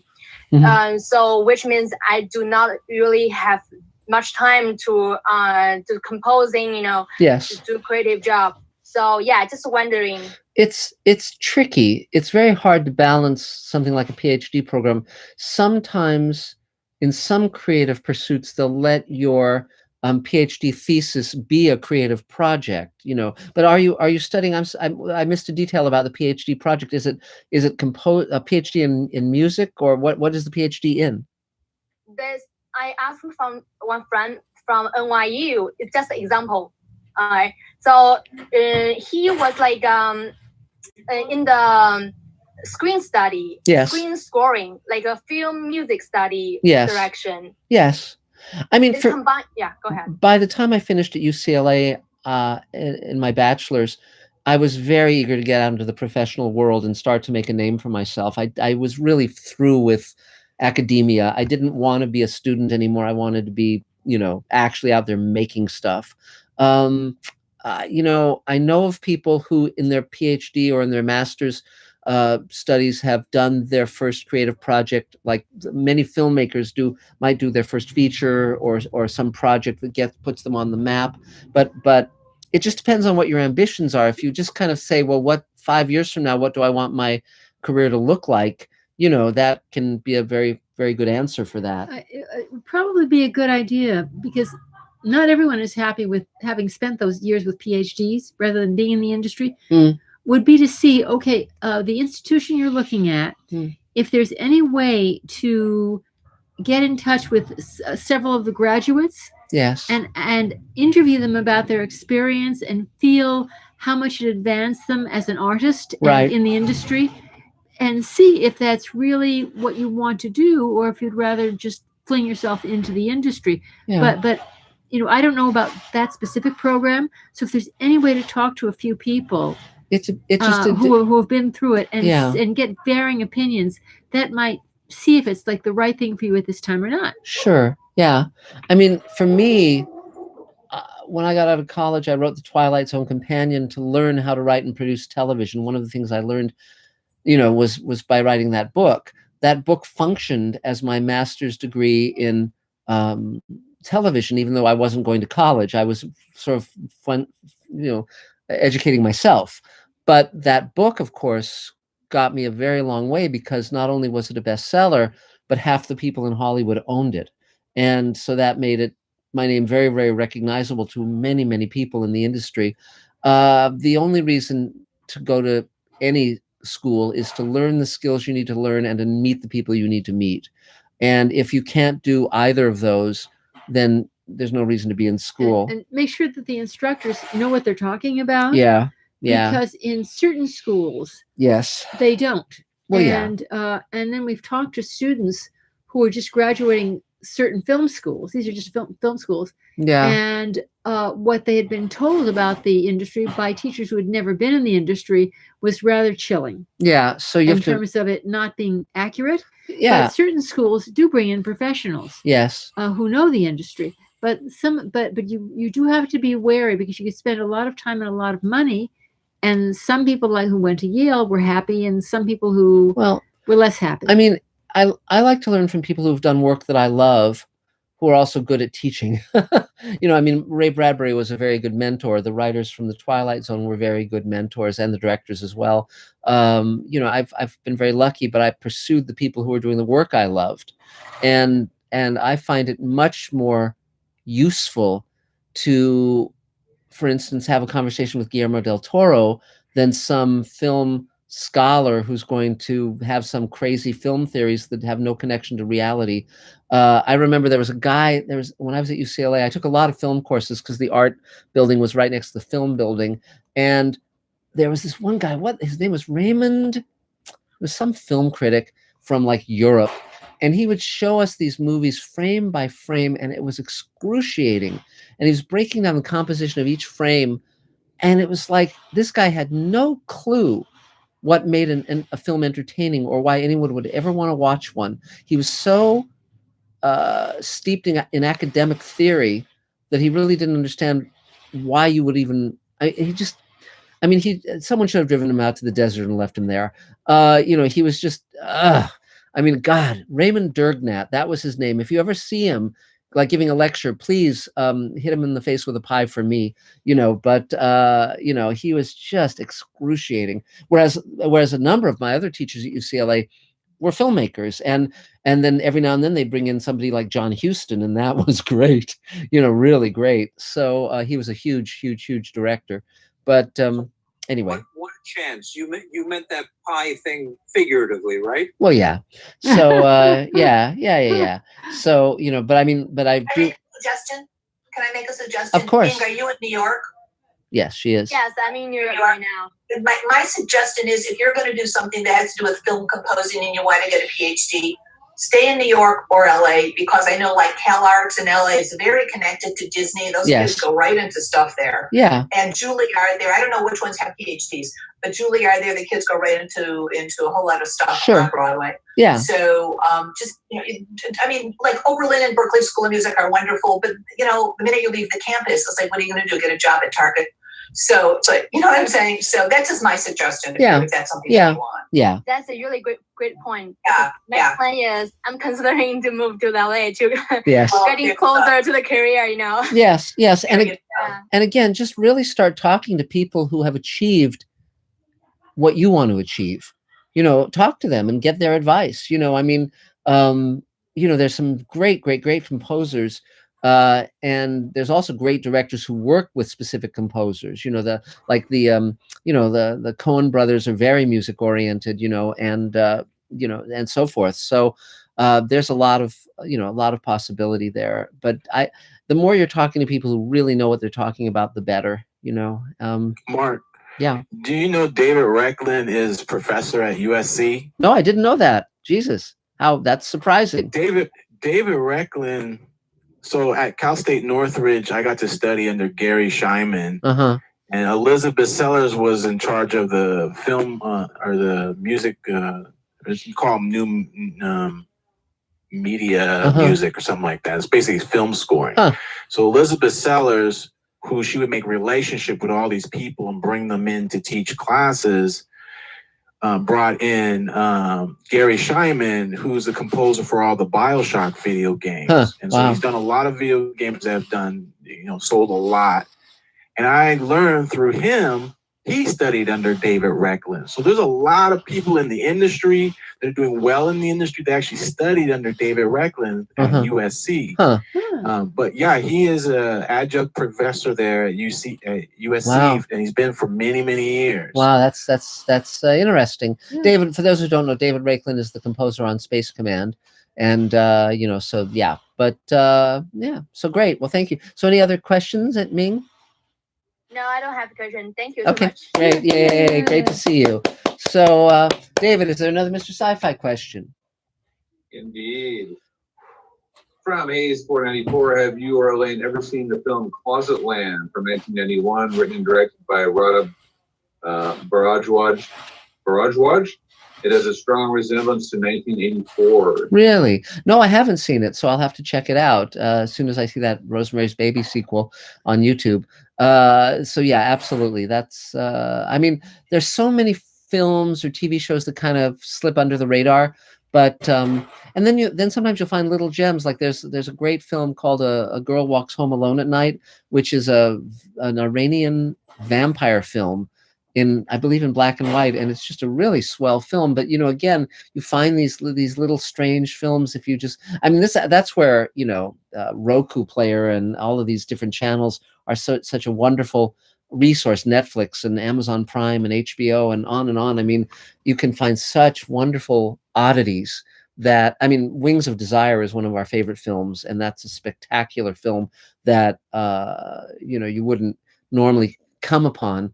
But once you've watched that, you know that's a unique piece of work. It's a German film that was an American remake. But don't watch that one. City of Angels with Nicolas Cage and Meg Ryan. No, don't watch that. Don't watch that. Hang on. That sucks. Don't watch that. No, it isn't. No, not if you've seen the original. Have you seen Wings of Desire? I've seen them both, and it's a far better film, absolutely. But that City of Angels has got a lot of merit. Well, it's got a heart. Well, we'll talk later. So okay, but okay. So anything else? Let's see where. So that was the answer to the Mr. Sci-Fi question. So Earl, it's your turn. Go for it. Yay, Earl F. Smith, multi-award winning film composer, sound editor, sound designer. Cool. I like to add on to what you were saying earlier. Because I know for me, I've gotten lots of no's throughout my year in trying to do what I do. And even right now, looking at PhD programs and making my decision, I'm going to get my master's at Sac State. And it is relative, exactly what Mark is saying. I have found the most important aspect in school was meeting classmates and making friends, staying friends with them. And as you grow, they grow, and they connect each other to certain things. And the professors that have an open heart, that are kind and willing to be friends beyond the education, I've found to be valuable. I've gone through situations where I had a professor that was extremely known for helping people, give me an F, refused to teach me. won't meet with me. And I just said, I've had enough of this. And I appealed it. That was ended up being removed. But he was like, you don't have the skills to make it in the real world without his knowledge, knowing that I had a top 10 hit that was playing on Power 106 at that time. I'm like, you don't know. People don't care about the color of my skin, because he thought it was the color of my skin that was more important. But I knew that. And when it comes down to it, people care about that green. Yeah. They don't care about what you look like. And also, Earl, to respond to that, I mean, there's a kind of person, and I believe, if memory serves, they're called assholes. And a funny story in that regard is Harlan Ellison, when he was a young aspiring writer, he had a writing professor who said, "You're never going to make it as a professional writer." And so Harlan, being this incredibly vindictive person, sent him every single thing he wrote throughout his entire career. And this professor ended up having quite a valuable Harlan Ellison collection because of that. And so, there's always these people who are going to try and rob you of your future. And it's and it is our duty. I'm writing this book about how to have a career, and the real thing you need to have a career is confidence and humility.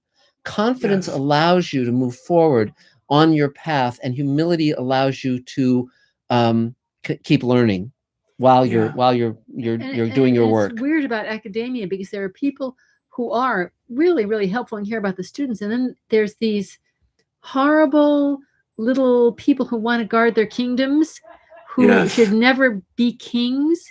And and a million years ago, when I was at Cal State Northridge, whenever they'd get in a really good professor that everyone would flock to, the rest of the guys in the department would push them out. Right. Yeah. It was really that happened to me. Yeah. At Northridge. Yeah. Well, it's a terrible dump of a place. Well, it was. But, when I was going there, it was they'd occasionally have these great guys, but they would be pushed out by the established, and they're just really loathsome, frightened little men. But that's why, again, we have to be very clear on the work that we are here to do, that we are here on Earth to do.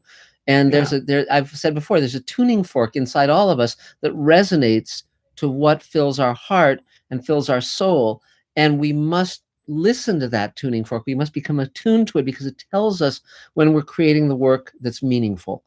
And there's always going to be more people out there who are sour, useless wastes of space and time. Send them to St. Joe's. Send them to St. Joseph's Hospital. That's a joke that we were talking about with Dave, where they people go there to die. Black guys, we have to be careful making those kind of statements, though. Yeah. I mean, Jesus. I mean, but again, the reason the table exists is so that we can all be supportive of each other. The idea is that everyone is welcome here, regardless of race, ethnicity, political leanings. We welcome conservatives as well as liberals, as long as they're mutually supportive and they're not trying to push out people that they don't. It's obviously bigots are not welcome, for obvious reasons, or at least, you get it. I mean, but I have zero pay. It's funny, I don't need to be liked by everyone. Elaine doesn't need to be liked by people at all, which is an enormous strength. But I'm a recovering, love me person. It's like, makes it easier. Well, one of my favorite things ever said by anybody is there was a head of the BBC who once said, "The thing that's important to remember are that there are some people you want to offend." It's like, yeah, that's good. That's really good. Well, I just took it upon I've always been hard at not taking no for an answer. Yeah. It started in the beginning when I started at Cal State Long Beach, and I'm a freshman and I wanted to take the film scoring class, and the advisor, and they said, no, you have to do 2 years of your private lessons and then audition before you can take. I said, what? Yeah. I just went to the class. The professor was a working composer. Yeah. He wasn't literally like a real teacher. Right. And I went there, and then after 2 weeks, I gave him my ad sign form. Mm-hmm. He signed it. I submitted it to people that weren't even a part of the music department. And next thing you know, I'm taking the class. I was the youngest person in the class. Everyone loved me. They loved the ideas. Yeah. I just said, forget it with these unrealistic red tapes. And I even looking at now PhD program. Well, what do I want? Yeah. To go to a PhD program so I can write with really good players and they can play and record my material. But then I started thinking about, well, if I pay this much to go to school versus I rent this hall, I pay these players, and there's COVID, so people are dying for money. And I look at it and I'm like, you know what? I can do double the amount of recordings if I just pay for it, and I can just study scores myself. Yeah. And if I have questions, I just message David Recklin. Yes. So so that's been kind of this past week. Yes. I've been so busy this past week. I've been getting hit with all this different work, but it just got my brain turning. Like, I hear I'm working with these label people. Yeah. And these people are going to tell me no or not want to respond to emails. I'm like, you know what, forget it. No, I'll just go this way. Yeah. Good for you. Yeah. So, Good for you. yeah, and I mean, the plan was anyways, move up here, get my master's, and get Faith through school and move back down. So the way the timing of it, and that's just what I'll do. And I think long term, I'll just apply to USC and see if David Recklin can help me get in. Yeah, so since he knows me anyway. Yeah, exactly. And do a PhD. Whatever works. Whatever works. Again, the other thing to remember is there isn't one single path. And it's just up to us to get where we're going. And, and sometimes, like, do you know how I got accepted to art school? Do you know that story? I don't. I would love to hear it, though. Okay, well, all the time I was growing up, I was both an artist and a writer. So I was drawing and painting and sculpting and writing and reading comic books and science fiction novels and watching TV and going to movies. And I knew I would either be a visual artist or a writer. I didn't know which, but I knew I'd be one of those. So I applied to UCLA as an undeclared major in the College of Letters and Sciences, and figuring that would give me the time to figure out what I wanted to do with my life. So a month or two later, I get an envelope from UCLA, and it says, "Congratulations, you've been accepted as a painting, sculpture, and graphic arts major in the College of Fine Arts." Now, I had never applied to that major nor that school. It was a mix-up. It was a clerical error. Somewhere there's some poor CPA who got my paperwork, but I'd been accepted in the art school. Now, the art school is very difficult to get into. You're supposed to show portfolio and meet with faculty. I did none of that. I just figured, well, this is the hand of fate, and so I went. And 4 years later, I graduated with my degree. And fortunately, I had the skills. I was good at painting and drawing and sculpting and all that stuff. So, but he did warn me that there may be a knock at the door. Yeah, someday they may come and take my bachelor's degree back. But again, it was like, that I didn't even apply in that major, and yet that was some strange hand of fate saying this is where you belong. And as I said, the art building was right next to the film building, so I got to take classes in Charlie Chaplin and Alfred Hitchcock and German expressionism and Italian neorealism and all that stuff, and it was really, really useful. I learned a lot, but that was hilarious. So that wasn't even asking them to admit me. It was just kind of like, okay, here's my paper. How do you someone else didn't apply for you? Someone that believed in you, saw what you were doing, and thought you should have a shot. Yeah, that wasn't going to happen. So, I mean, really, trust me. I came from the wrong side of the tracks. It's like, I had one friend who was rich, and I visited his family at one point. But God, I was the scruffy kid, whose hair was all sticking out at all odd angles, being raised by the divorced mom and all that stuff. So, definitely not. I don't think a lot of people were seeing my potential. I just was, incredibly determined, so, Interesting. Yeah. I've always felt that, I've been the oddball. Yeah. I've been the only black guy. Yeah. Or the only one who will go across the tracks of doing classical music, serious classical music, but then doing hardcore rap. Yeah. Or heavy metal. Yeah. Or being the one of not having the right gear, making a friend who works at Capitol. Yeah. Who pushes me to tell me, well, build the gear. Yes. I do. Yeah. This is how I do it. Yeah. Wow. And then having the faith to actually do it. Yes. Because just realizing if I just empower myself, and that these individuals may say no, well, who are they? Yeah. They're not God. No. And which is a good thing. Yeah. But yeah, I mean, again, that's why it was so useful for me to write a book with Guillermo del Toro, because, if you'd asked 100 people when Guillermo was a little boy, what chance does this Mexican kid living, in Guadalajara in Jalisco, have a chance of becoming one of the world's great directors, 100 people would have said no chance, you know. Right. And he willed that career to happen. He made that career happen. And so I have no patience for people who complain about they can't do something because of this or because of that. Fuck that. Right. You Exactly. know, Exactly. I mean, you know, you have to be made of iron. You have to be, you know, it's like Christ. If there's a mountain in front of you, you go through it, around it, over it, you find the way. You tunnel under it, you get where you're going. That's what we're here on earth to do. And if you don't, if you live in excuse rather than the possibility, then it's on you. You know, I mean, there's a million people who say, well, I couldn't, or well, I didn't, or well, you know, I had to go to St. Joseph or whatever, you know, and you know, that's fuck that, you know. But that's why I created the table, so we could all be a support for each other, because it's hard, and we applaud the effort because that gives us all strength, because we have everyone, you know, cheering us on to know that we're not alone and that people do care, you know. So that's why we meet and do all this. You know, which I so appreciate, because I know a lot of people agree with this. You know, when you get beat up from society and you check into the table, there's such positive energy that comes that just motivates you to keep going. Yeah, right. Which I am, and I know lots of people are. We're grateful for. Oh, you just got muted. There you go. We're grateful for the energy you put out, Mark. Great. Well, thanks. Thanks. Yeah. Well, you know, it's just. Thank you, Earl. Anything else? Anything you need? That's everything. Yay! Cheers, Earl. Yay! So, is there another Mr. Sci-Fi question, David Bartlett? Yes, there is. Mark Scott Zicree. Okay. Scott Baker and Mr. Sci-Fi says, you're gonna love this one. Are you fed up with questions about what might make a good remake or reboot? If not, since I mentioned it earlier, would Something Wicked This Way Comes series? Yes. My friend David Simkin has very much wanted to make that into a mini series. It's and the guy who did Guardians of the Galaxy is doing the Martian Chronicles apparently, which we'll see if he does a good job or wrecks it. But you know, Something Wicked This Way Come. It was a real disappointment as a movie. The kids were not good actors. Jonathan Pryce was terrific in that film. It just didn't come together. The casting choices, Pam Grier was an odd choice. There were a lot of things wrong with that film, and Ray was not happy with it.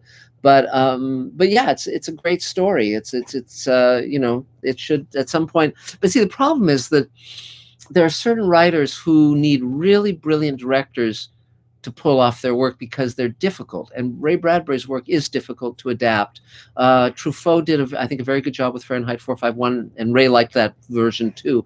But Sam Peckinpah had wanted to make Something Wicked This Way Comes, and he tried to get it made and couldn't get it made. And so the option lapsed. He wanted Ray to give him the option again for another year, and Ray took it back because I think someone else wanted to buy it. And so, and one day Ray opened his door, and Peckinpah had left a cactus on Ray's doorstep with a note that said, "Stick it up your ass." So, and that was the end of that little potential collaboration. So, but very Peckinpah, very, very Peckinpah. And so, yeah, but it would, yeah, of course, if it was done well, it would be terrific, but it really needs, but also Jason Robards was an extremely odd choice to play the father in that film because it needed someone very warm and nurturing, like someone who's a great dad, and warmth was never anything that Jason Robards had as an actor. He was flinty and was great for Eugene O'Neill plays, but not. Well, if that wasn't bad enough, that was Disney's first attempt at a PG movie. Yeah, it just was so much press about that. It was just there was so much spotlight on it. No, it was yeah, no, it sucked. So great. So now I guess it's Elaine's turn. Wonderful, Elaine. Yay, go for it, Elaine. Just plugging away, you know, keeping Space Command alive, and yeah. Thanks in part to Mr. Bartlett, who is our oarsman. Mm-hmm. And no, nothing new. Just plugging away, trying to pull together the backing for a number of projects. Well, and your Mafia pilot got shot. Yeah, 3 cheers! Yay! That's being shot. We went on sets 3 times, I think, 2 or 3 times. But my private work, not Space Command, which Mark will talk about, is always focused on things that I think are kind of important today, which are people, instead of being divided, how people, very diverse people, find their ways together in different circumstances. So that's what I'm working to, link arms with a producer or somebody who can get me the money. But we're looking to get one of your scripts to Kate Beckinsale. So Michelle DeCosta, our executive, is working on that. And we're looking to maybe make Caesar the dog movie. And there's a lot of irons in the fire at the moment. And surprisingly, I wrote a dog movie, and there's a dog in almost every movie I write. I can't imagine why. I can't imagine. So, okay, great. 3 cheers, Elaine. Yay, great. So, David, is there a final Mr. Sci-Fi question we could? We have 2 little notes here that are perfect dovetails into you. Okay, great. One is from M. Reaping. He says, met you guys years ago, and I flew out from Pittsburgh to LA to screen test with Face Command. Cool. A week after major oral surgery, you were both very sweet and passionate and good guys. And now he's thanking you again, newly, for that. Oh, thank you. You're very welcome. Great. And then the next one is from Richard Grion. Mm-hmm. And it is, are you still continuing Space Command? Yes. We've shot, we have recorded 6 hours of Space Command. So we're in various stages of post-production on all of that. Plus we've started shooting the next hour. We are a train on the tracks. All we need is money. So if you want to buy Space Command shares, please do. They're $7,500 each, and every one of them goes a long way. We're finishing visual effects on the 2nd hour of the pilot. We're building sets and creatures for hour 4. There's also the 2-hour pandemic episode we did. You can watch several hours of Space Command. You can watch the 1st hour of the pilot on Mr. Sci-Fi. You can watch the 2-hour bonus pandemic episode we did called Ripple Effect. You can watch the animatic prequel, which is a radio play and a graphic novel. And you can watch me read the short story Grizzled Space Jockey, which is about the character that I play in Space Command. And by the way, William Castle, who produced Rosemary's Baby, has a cameo in that movie, which was really fun to see. So there's this history of producers and directors having cameos. Hitchcock, of course, being the great one, but it was I forgot Castle did that film. Yes, William Castle was sort of a poor man's Alfred Hitchcock, and he did The Tingler and movies like that. And he produced Rosemary's Baby. So at one point, he's waiting outside a phone booth, and then he goes in. Mia Farrow steps out, and he walks in, and it was great fun to see him. He's very distinctive and quite fun. So so there we go. And that was the batch, right? Or was there something to add? Yeah. So now it's my turn. Wonderful. Me. Yay. Me. So I am almost done with the first draft of Greenlighting Yourself. This is what a book looks like in manuscript. And I've got 3 more chapters to write, and then I will read the book. And so hopefully it'll be good. I think it'll be good. It seems to be good. And then we had the table read for Sweet Haven. This is the show that we're creating with Rockney O'Bannon, creator of Farscape and many other shows. And the table read went great. It had Barbara Bain and Carol and thanks to the table. Mike Harney and Bob Picardo was great. Marta Kristen is in the show. She played Judy in the original Lost in Space, which is the older sister. And Veronica Cartwright from Alien is in it. And The Birds. She's in The Birds. So it's a wonderful ensemble cast. And that's part of the Showrunners Network, which is 6 shows that we're creating to take out as a slate. And I had a great meeting with an executive from Amazon last week via Zoom, and he is very enthusiastic about what we're up to. And he says, whenever you want to, we'll set up the meeting with my fellow showrunners on that project and the science fiction and fantasy team at Amazon. So tomorrow I'm having a meeting with my partners, Mark Fergus of The Expanse and Joe Dougherty of Pretty Little Liars and Rockney O'Bannon on Zoom to discuss the timing when we want to go in and have that meeting sooner or later. And I have a call into the Serling Estates agent on Rod Serling's After Twilight, which is the new Rod Serling show I want to do. And that seems to be going well. And what else? Space Command, we're working on that. Visual effects shots, all that stuff. Interestingly enough, the executive at Amazon, because now with executives, when you have Zoom meetings with them, you get to see their homes. And there was nothing on the walls of his home. There's these gray walls. And I told him it looked like a bunker. I said, it looks like you're been thrown in the hole. Do you need me to bring you food? And he said, no, I just moved into a new apartment, haven't put stuff up on the walls. So we started talking about science fiction and the silver age of science fiction. So I emailed him afterwards saying, who are your favorite writers from that era, and he said my favorite 2 writers are Ursula K. Le Guin and Philip K. Dick. So I'm going to be sending him as a housewarming present a signed first edition of Left Hand of Darkness and a first edition of The Man in the High Castle. So he'll be getting those in the mail shortly. So that should be fun. And so we shall see. But beyond that, One more thing. Yeah. We haven't talked about this in a little while. Profit casting. Yes, we're having a 1,000 people submit for profit casting so far, and we've got about 12 dynamite videos back. Yeah. Great. So good. So that we're casting the role of the prophet in Space Command that we're going to be shooting in August, and it's just moving along. It's all moving along. I mean, our days are certainly full. I'm busier now than I ever have been, and very grateful for that and glad of it. We're finishing the cover of the new Mira Furlan issue of the Space Command comics. We're doing a special memorial issue for our dear friend Mira, who we lost to West Nile virus a couple months ago, and it all keeps going. It all keeps going, and it's a phenomenal time. I have no complaints, and Elaine and I have our days are filled with adventure, huh, Elaine? Yep. And so that's, I guess, the major stuff. By the way, David, another great incentive for us to shoot in August is that's Elaine and my birthday.